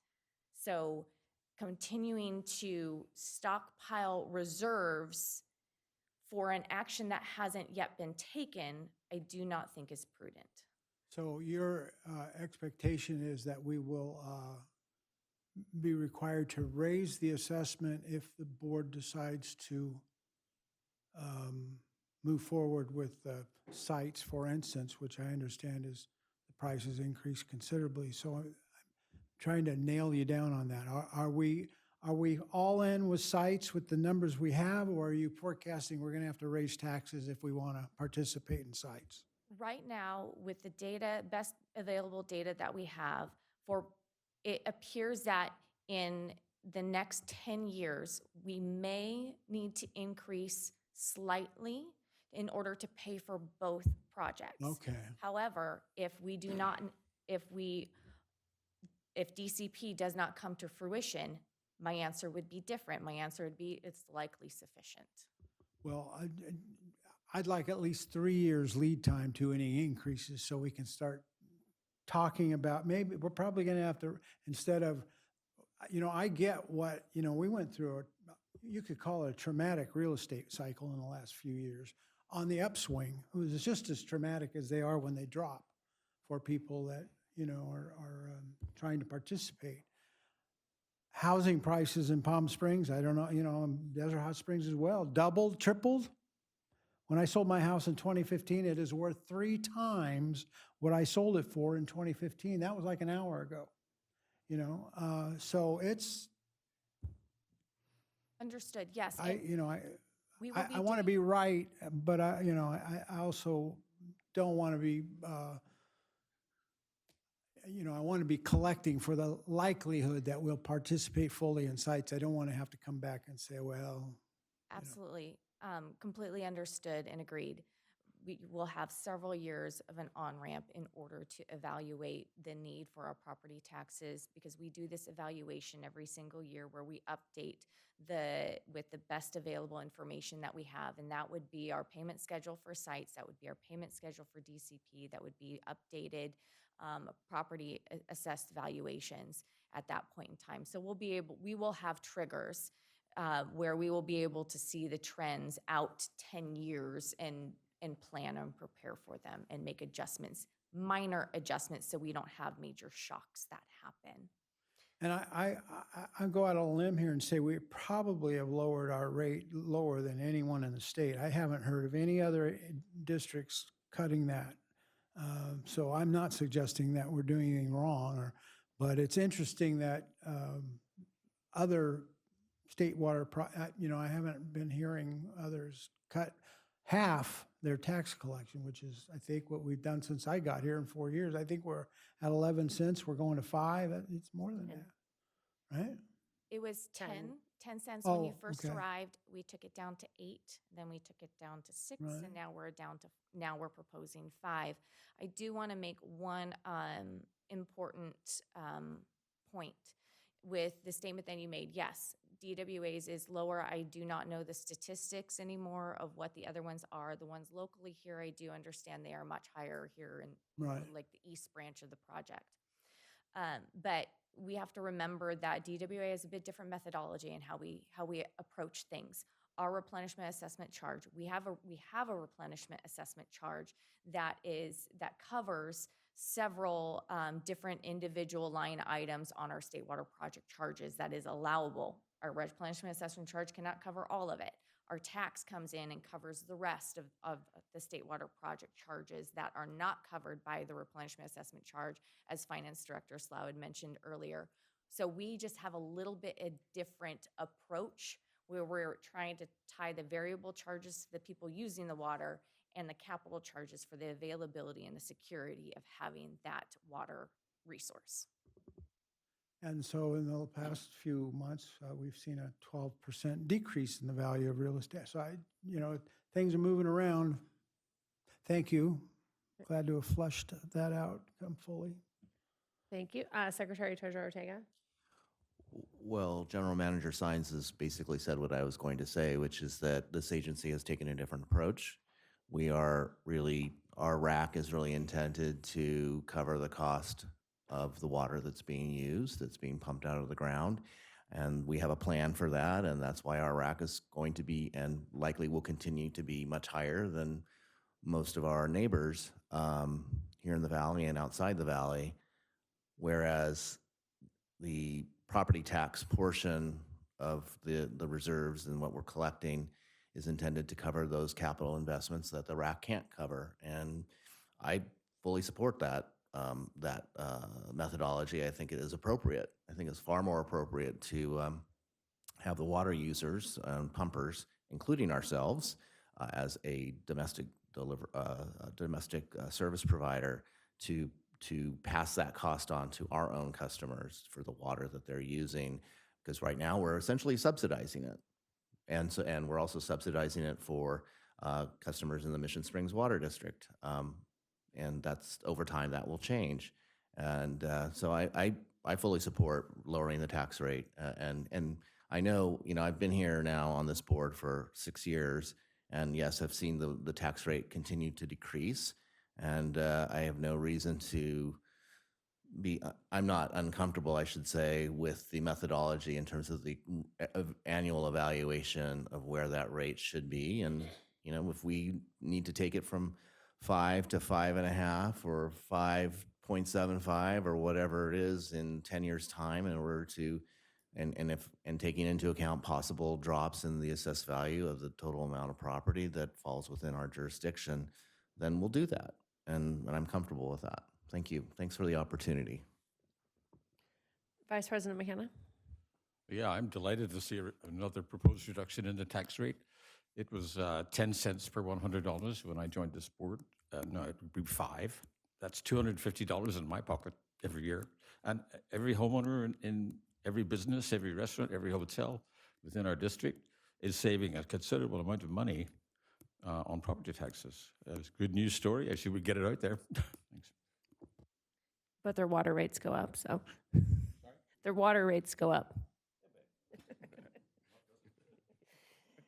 I don't have any other questions or comments on that, so All right, thank you. we can continue with the highlights of the highlights. So looking at total general fund revenues, the 26-27 budget reflects a decrease of $554,000 or 1% as compared to the 25-26 budget. Now looking at expenses in the general fund, looking at the source of supply line, the Mission Creek Subbasin Management expense reflects a decrease of $170,000 for the 26-27 budget year. This decrease is attributed to an extraordinary expense for the Mission Creek Recharge Facility maintenance that was completed in last year's budget cycle. And then the SMGA expense reflects a decrease of $122,000 from last year's budget. And this decrease is attributable to the lower costs related to the 5-year alternative plan updates, which have already been done in the current budget year.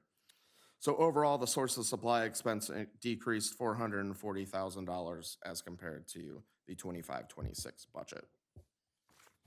Looking at state water project expenses, from an overall perspective, these expenses increased $674,000 or 3.7% as compared to the 25-26 budget. Just one item I want to highlight in the administrative and general expense category. As previously mentioned in the operating fund, the water conservation grass removal expense line reflects an increase of $258,000, and that is just mainly attributable to increasing the rebate amount from $500,000 to $750,000. And then, so from an overall perspective, total expenses in the general fund increased $866,000 or 3.3% to a total of $27.3 million. Just a couple other things to highlight then in the general fund. So the general fund does make the bond service payment. And so for the next budget year, we have a budget of $1.34 million for payment on the 2016 bond refinance. And so for just this current year, that reflects a $303,000 savings over the original payments that were made from the original bond. And so to date, then, that would be a cumulative savings of about $3.3 million over the 2027 bond issuance. And then we're projected over the life of the bond to save about $6.3 million. Capital additions in the general fund for 26-27 reflect a decrease of about $1.3 million as compared to the 25-26 budget. With the total budget being, I don't have that amount. Couple of components that are made up in the general fund capital budget requests. We have about $7.9 million for the state water project, and then $300,000 included for the operations center mezzanine remodel. Just like in the operating fund, we do carry over capital project budget that hasn't been expensed, and the project is still active. So this year we have about $1.5 million in carryover capital project funds that are also included in the budget, and we provide a list of the main projects that make up that amount. So in total, when you look at the general fund budget, factoring in revenues, expenses, and capital expenditures, and the one bond payment, we have about $22.4 million of proposed additions to general fund reserves. So any questions on the general fund before I move to the wastewater funds? Any questions? All right, Thank you. wastewater. So looking at the wastewater fund and looking at the operating revenues, so we have wastewater service revenues increasing about $110,000. This would be primarily attributable to rate increases. As you may know, our rates include a portion that we then remit to CVWD and the city of Palm Springs. And so these revenues do include an increase in the CVWD portion and does not include, though, any increase for the city of Palm Springs. And then this also then does include an increase for the DWA rate, an increase from $8.03 per EDU to $8.41 per EDU. And then that would be effective on January 1st, 2027. And then just kind of looking at wastewater expenditures from an overall perspective, those increased $138,000 or 6.7% as compared to the 25-26 budget for an overall expenditure budget of about $2.2 million in the wastewater fund. And then from a capital additions perspective, the only thing included related to wastewater fund is just a $15,000 contingency budget for projects that may come up throughout the year. Any questions on the wastewater fund budget? Any questions? Okay, thank you. And with that, I guess our recommendation would be for you to review these budgets in more detail, and then we'll come back during next board meeting to request adoption of the budget. So if you do have any questions in the meantime, feel free to reach out and we can work on getting those answered. Thank you. Okay, great. We'll move on to item 9C, Board of Directors Compensation Evaluation. Finance Director Slough. Thank you, President Bloomer. On July 1st, 2025, the board adopted ordinance number 79, amending section 1 of ordinance 78, establishing compensation for each day of service by directors. This amendment fixed compensation at $436.68 for each day of service until subsequently revised by ordinance. So back in May of 2020, staff started to perform a board compensation and benefits survey that we would then present to the Finance Committee during the preparation of the annual budget. Then we leave the Finance Committee, we ask them then to make a recommendation as to whether any potential increase should be brought before the board and considered by the board. So at our May 18th meeting, the Finance Committee reviewed the board compensation and benefits survey.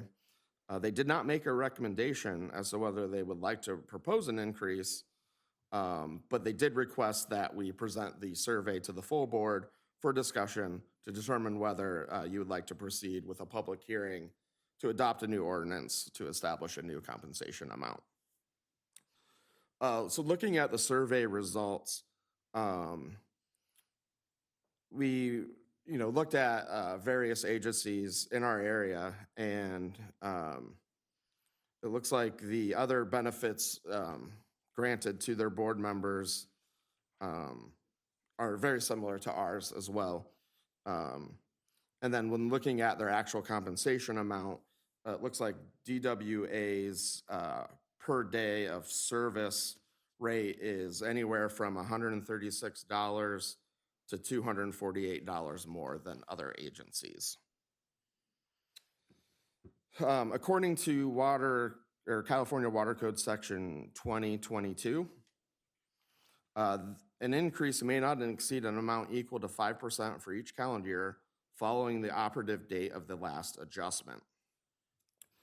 While the Finance Committee did not make a recommendation to increase the rate of pay received by Board of Directors, they did indicate that the adjustment, if any, should be in line with the Consumer Price Index amount of 2.9%.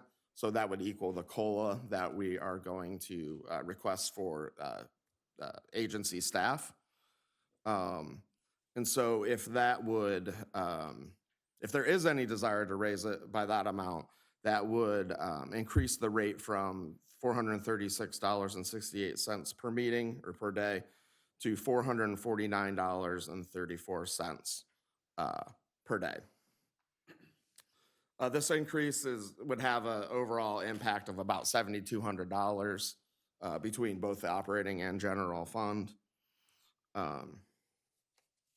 And so I guess at this point, what we need the board to do is, if you have a desire for an increase, we're going to have to schedule a public hearing to update Ordinance 79.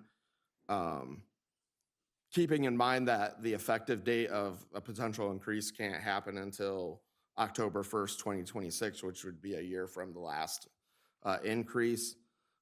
We would need to have that public hearing to make it go into effect by October 1st. We need to have that public hearing happen at sometime in July. Okay, and we could turn this into an action item and vote Yes, today to yes, set the yeah, public hearing? Correct. If it's that the desire of the board. Okay, great. Comments or questions, Director Bowman? None from me. Director Gracia? I don't have any questions, but if we decide to bring this back for a public hearing, does that need to include what we potentially would support for an increase, or is it just just overall, and we'll decide at the public hearing what the increase would be if there's a increase at all? I think it probably makes the most sense to give, if you want to move forward with the 2.9% or some other number, and then you guys would need to vote at the hearing, obviously, and so you could change it then. It's not a final determination today. You would just say, let's say you wanted to do the full 5%, or you want to take it down to 1%, whatever it was, you could just make the modification there. Well, I'm for Setting the public hearing. bringing it back for a public hearing, and then we can figure out what we're going to do. But I'm for sure okay with the 2.9%. And if somebody had other ideas, I'd probably be in favor of that too. But I'm not gonna, I just think you have to keep up. And if you don't, you're in trouble, and you end up with a dysfunctional board before you know it. Secretary Treasurer Ortega?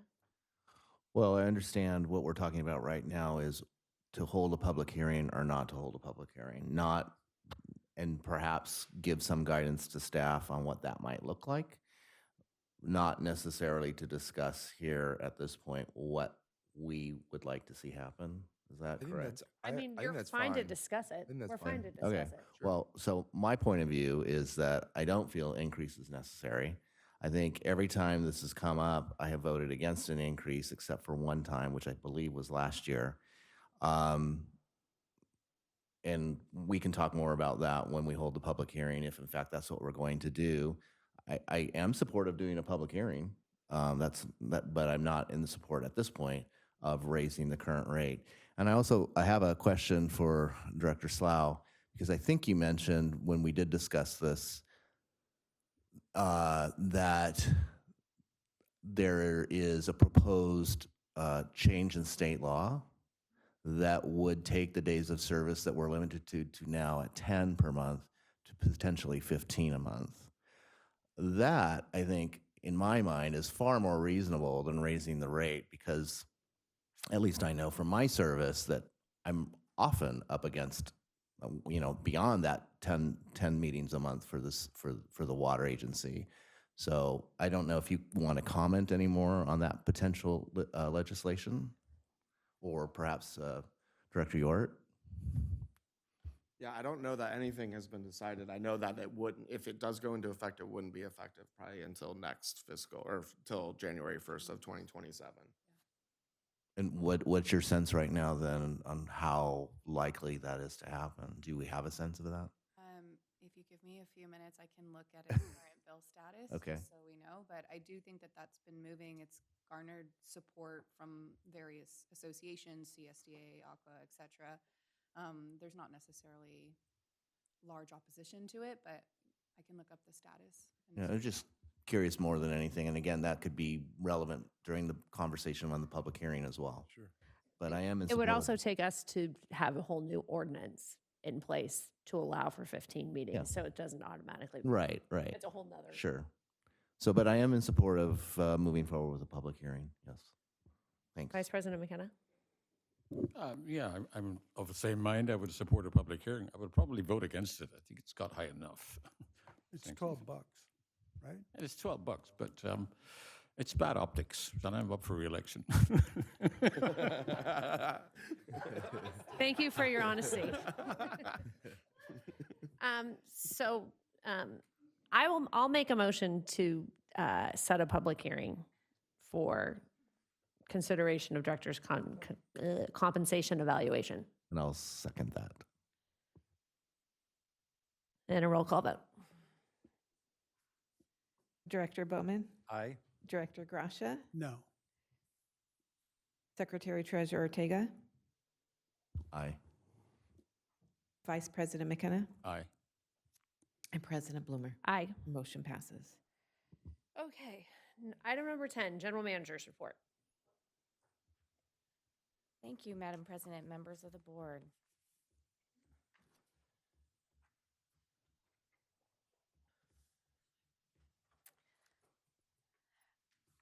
For the first item on here, well, first of all, I want to say apologies. We did have some technical difficulties, not only today, but with the agenda management system. There was a few flukes. We sent out some updated materials. This general manager's report does have an incorrect date on the header. We were just experiencing many technical difficulties, and we didn't want to tempt fate and try and adjust it and have something else goes wrong. So the first item we have on here is a Sites Reservoir update under our Water Importation and Management section.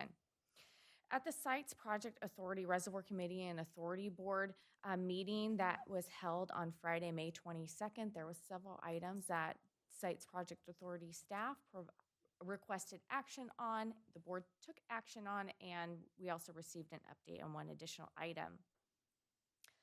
For the first two items on here, those contracts for administration of public benefits, these CAB contracts, they are in order to receive the Prop 1 funding that has already been designated and preliminarily determined an amount for the sites project. However, in order for us to actually receive that funding for the project, there must be agreements in place to ensure that the public benefits that have been essentially promised in return for this funding are implemented and maintained. And so these agreements make it possible to receive those funds. So during the board meeting, the Sites Board accepted the tentative agreement terms that were contained in the contract for administration of public benefits with the California Department of Fish and Wildlife. Now, this one is to deliver water to wetland habitats as a public benefit, and these are benefits that the state is paying for. Secondly, the contract for administration of public benefits with the California Department of Water Resources, and this is specifically for flood control, recreation, and emergency drought supplies public benefits. The third item that was taken to the board and the board took action on is this template project labor agreement. As you recall, we've had several updates regarding the labor and the labor unions that have been supporting and protesting the previous CMAR contract for the roads and reservoirs package.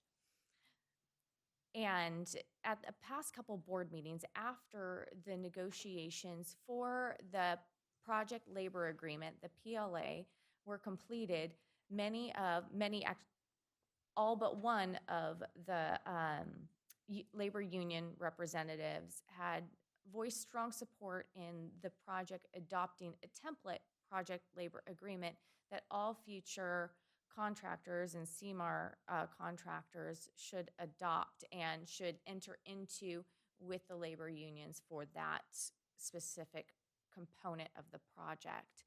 And so that had great support from the unions because it took an extraordinary amount of effort to negotiate and get through the process, and they all feel that they have a very, very strong agreement that will work for the entire project. So they want to be able to see that unity across all of the different contracts and how those individual contractors interact with the labor unions, which are the same, which would be the same labor unions with all of these contracts. So they feel that it would maintain that labor harmony to the extent feasible for the project. So upon hearing that feedback from the labor union's representatives, the Sites Project Authority did develop, based off of the Roads and Reservoirs CMAR PLA that was negotiated, a template that would be incorporated in future contract documents as a requirement to be this, their agreement needs to be substantially similar to that PLA. I would like to point out that NorCal State Carpenters Union, which represents approximately 7% of the entire labor, they remain to be in opposition of this and all other labor agreements for the project. And it does appear to be for reasons outside the jurisdiction of the Sites Project Authority. And unfortunately, we just got caught in the mix of that disagreement. This is hopefully to ease that process going forward. Next, we have, in conjunction with that PLA for future CMAR contracts, we took up an item, the conveyance package construction manager at risk, so the conveyance CMAR. Sites Authority authorized the initiation of that conveyance package CMAR procurement, including the issuance of a request for qualifications. So the benefits to engaging in the conveyance component of the project CMAR at this stage are similar to the benefits previously described in engaging with the Roads and Reservoirs CMAR early. And these benefits include value engineering, constructability reviews, design innovation, early cost estimates, validation and refinement of construction schedules, procurement of long lead items, and single point of conveyance building responsibility.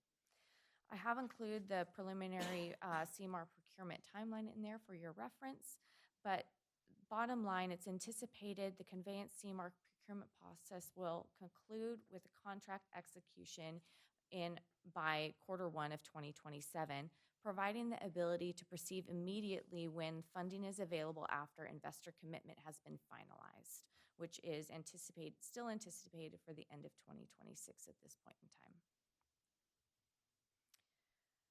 Next, we had a coordinated operations agreement item that action was taken upon.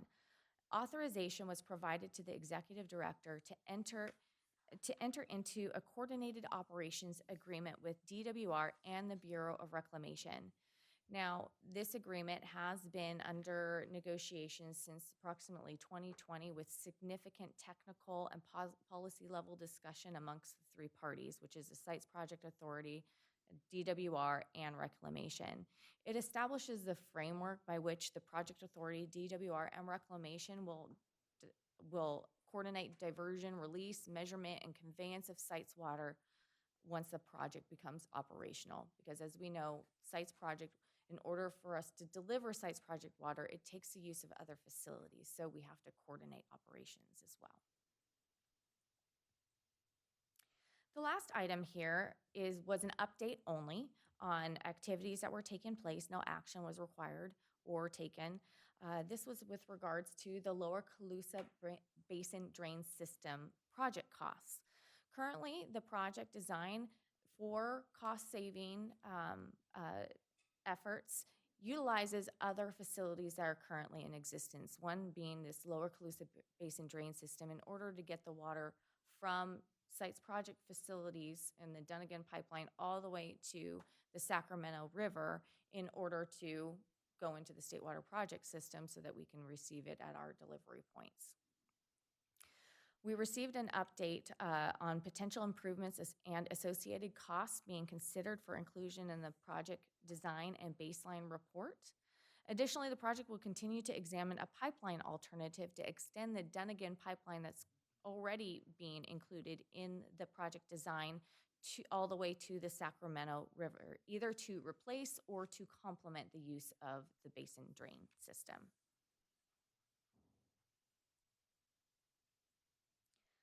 Another sites reservoir-related update in regards to the water right issuance. Over 4 years ago, the sites project applied for a water right permit in May of 2022.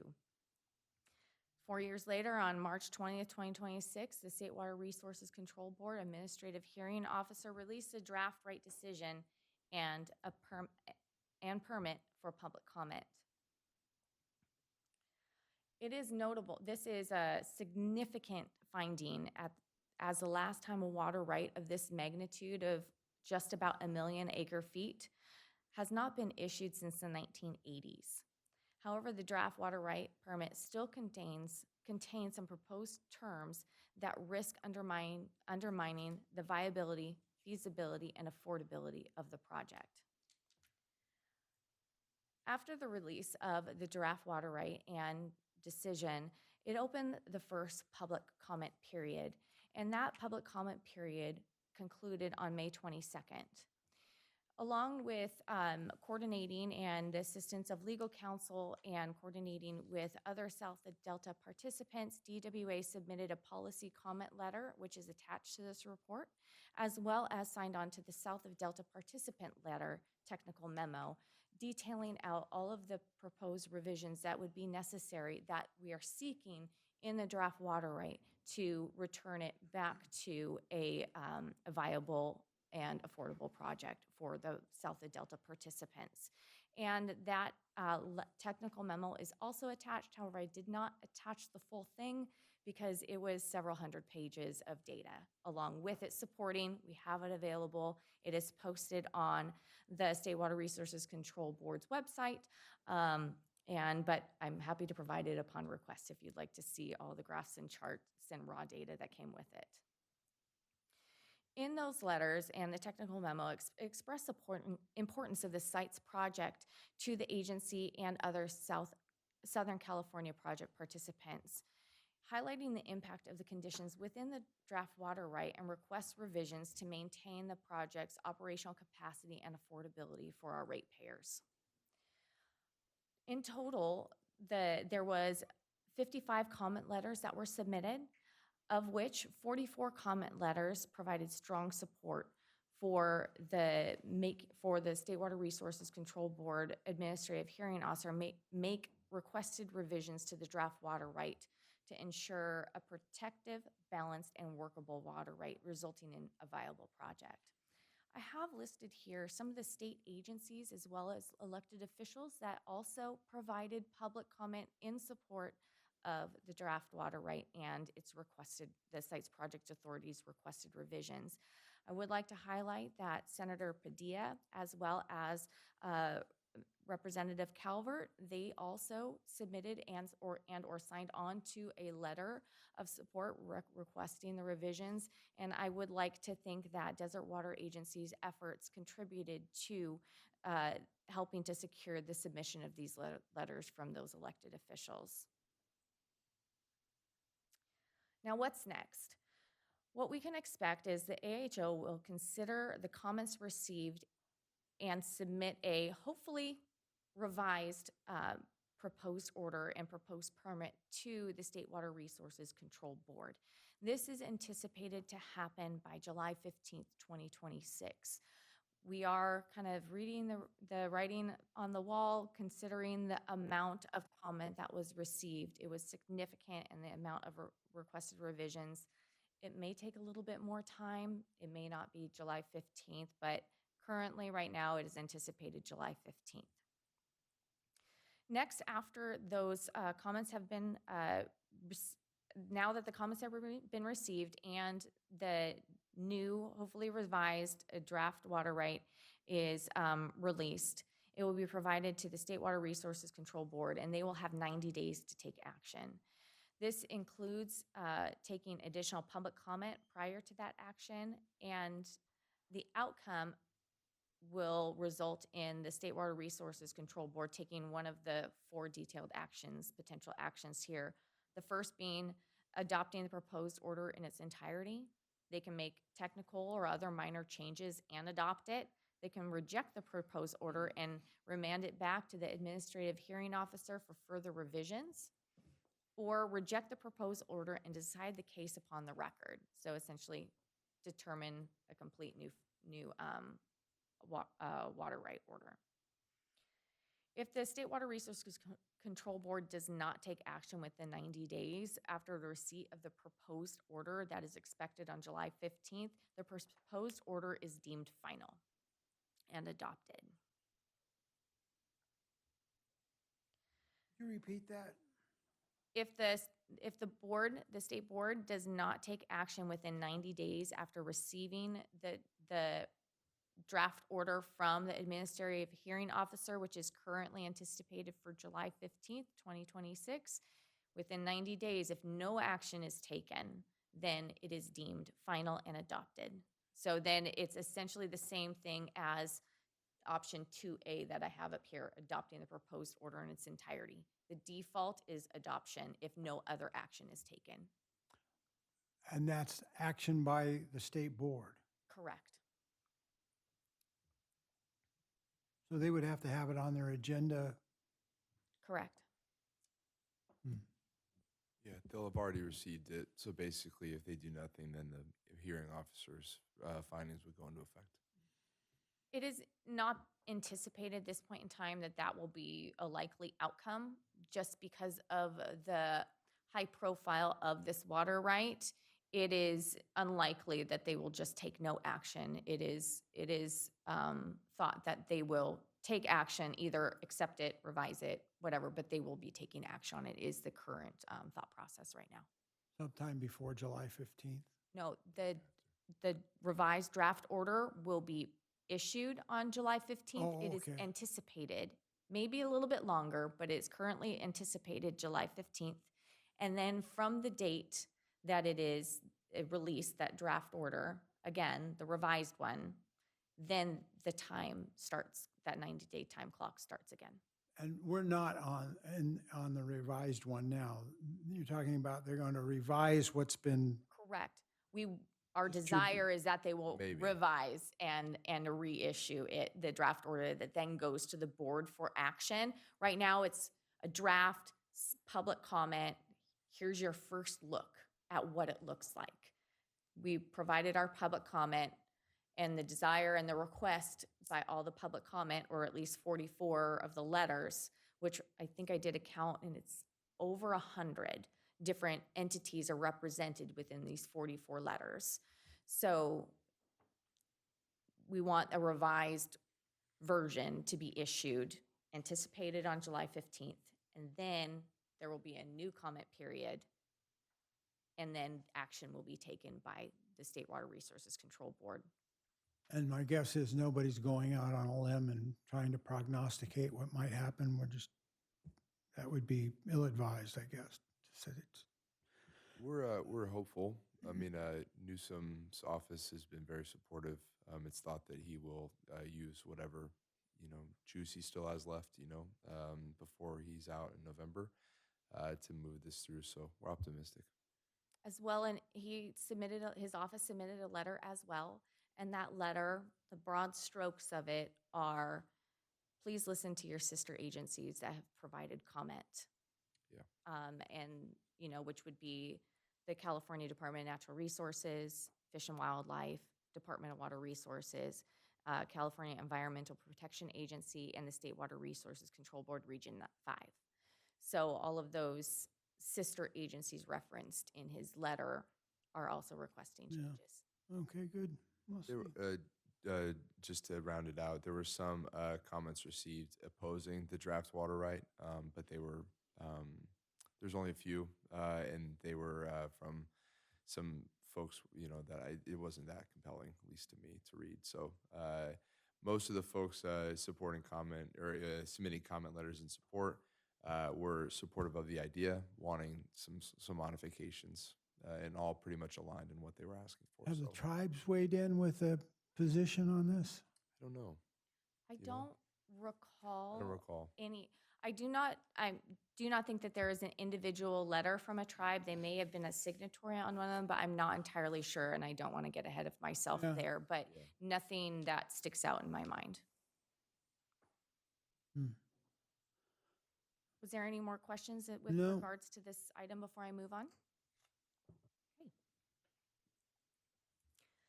So for the Delta Conveyance Project, we did receive one positive update at this last board meeting at the May 21st, 2026 Delta Conveyance Design and Construction Authority Board meeting.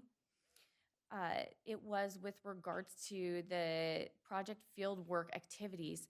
Previously, if you recall, the geotech surveys and other pre-construction studies were on hold due to an injunction that has since been lifted, and that field work was scheduled to resume yesterday. And that field work includes the outcomes of it are to determine the composition, location, and soil properties throughout the delta, provide geotechnical and environmental data to advance the project design, and update the geologic models. So provide additionally, in other words, to provide additional information and detail regarding the conditions to help support the design process to provide more confidence in the design that's necessary in order to make the project happen, which also informs cost estimates as well. Okay, so I'd like to move on to the system leaks that we experienced over the past 2 weeks. We did have a slight uptick of 32 over this reporting period from May 12th to May 25th. And the leak rate, it is a little bit higher, about 2.5 per on average, 2.5 per day on average over this period. And we attribute this to the change in weather that we've been experiencing. Typically on the shoulder seasons where we're having the major swing from the seasons, we see an uptick in the amount of our water leaks. So this is kind of expected, but it's positive that we are still about 0.5 per day less than we experienced about this time last year. So that is a positive note because it was about 3 per day on average at this time last year. Currently, our 12-month rolling average is approximately 1.6 per day, which we are seeing experience an overall downward trend for this calendar year, which is positive.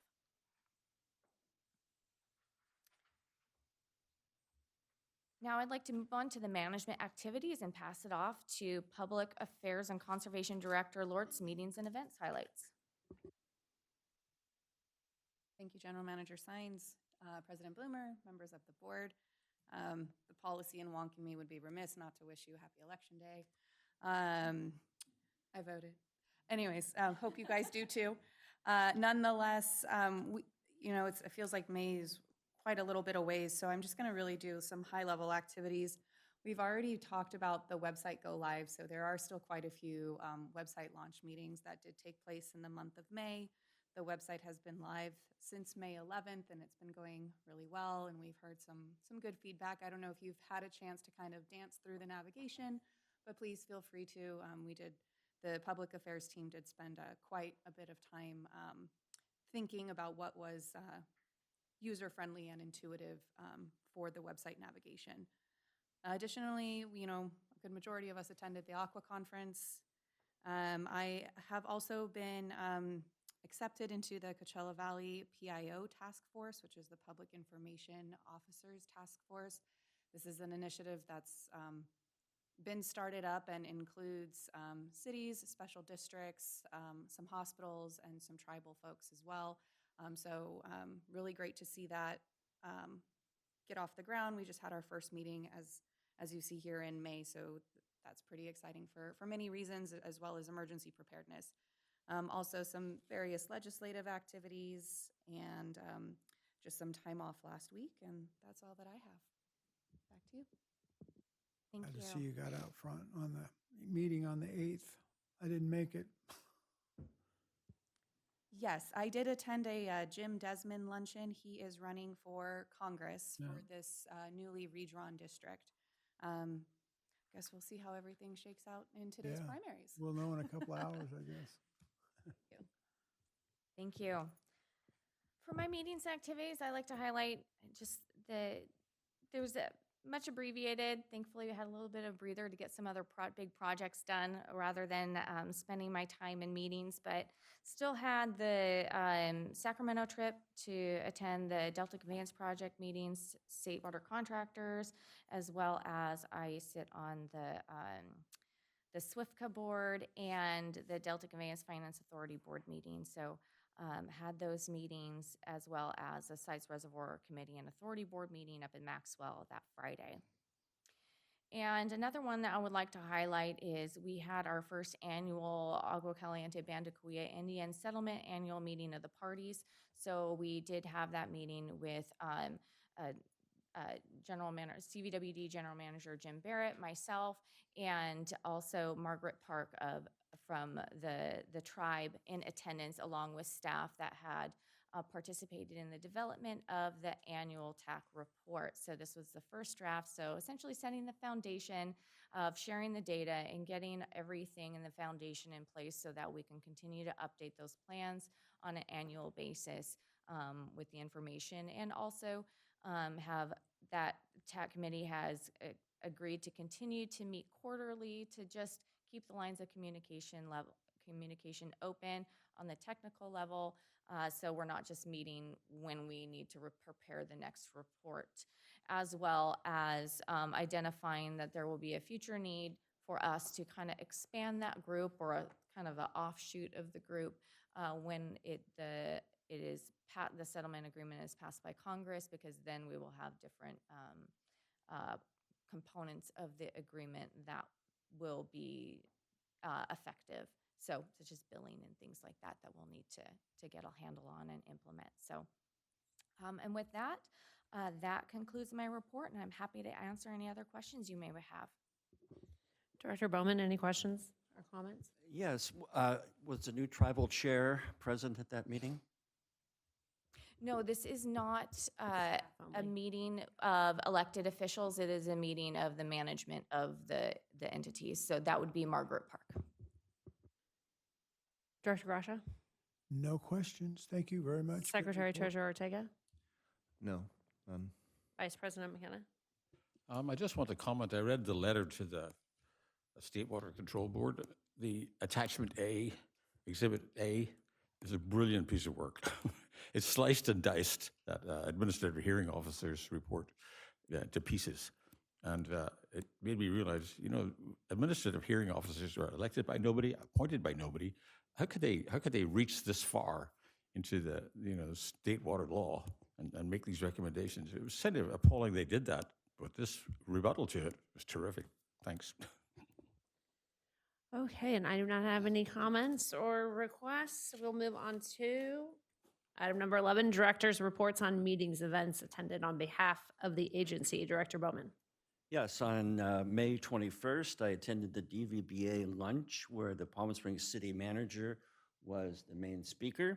It was really wonderful to hear the things that Palm Springs is doing, and that he is new to them and seems to be doing well. And that is all. Director Grasha. Let's hope I can figure out where I'm at here. So, starting on the 19th, I think, right? I had our Desert Water Agency board meeting on the 19th, and then updates from the City of Palm Springs Desert Valley Builders Association, and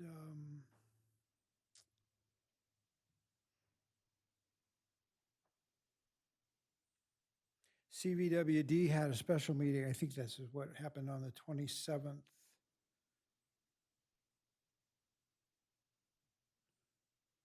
And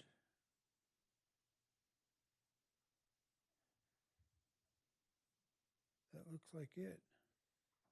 Okay, thank you. Secretary Treasurer Ortega. I also attended on the 21st of May, the DVBA luncheon at Asina with the guest speaker as the city manager of Palm Springs, Mr. Stiles. And that was it. Thank you. Okay. Vice President McKenna. Executive Committee on the 28th, and that's it for me. I might have something. I think I might. I don't know if I was on. Okay, I'm going to go and then I'll come back to you, okay? All right, thanks. May 21st, I was also in attendance of the DVBA luncheon with Scott Stiles, and executive meeting on May 28th. And Director Grasha, we have one addition. That meeting on the 27th that I missed, they changed their meeting day. This is why I just got mixed up. They advanced their meeting by one day. Okay. We didn't have a meeting, but anyway, there was some important discussions there that happened. They, board voted to reject any further momentum on turning over ID8 to Mission Springs Water District. A lot of information from the homeowners that were affected, and it was clear that it was in everybody's interest to just leave it alone, and so that's just appears to be dead. They voted, their motion included not to bring it forward again unless the board brings it forward with a vote. So it seems like it was, I thought it was dead before, but now it seems like it might really be stake in the heart dead. Okay, We'll see all how that right. goes. Item number 11, director's comments or requests. Director Bowman. Nothing from me, thank you. Director Grasha. I got nothing. Secretary Treasurer Ortega. Nothing else. Vice President McKenna. Why am I always the only one? I have a request. There's a lot of debate going on publicly about data centers and water demand for them. I wonder if staff would give some thought to, do we have a must-serve requirement for these data centers? If someone were to propose one, do we have to provide water to them? What happens if the tribe wants to build one?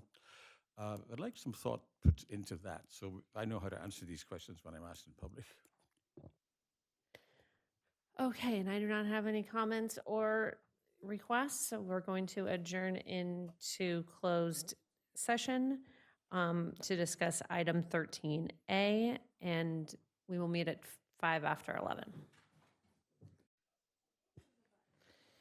I'd like to come back from closed session with no reportable action and adjourn this regular meeting of Desert Water Agency. We'll see you in a few weeks.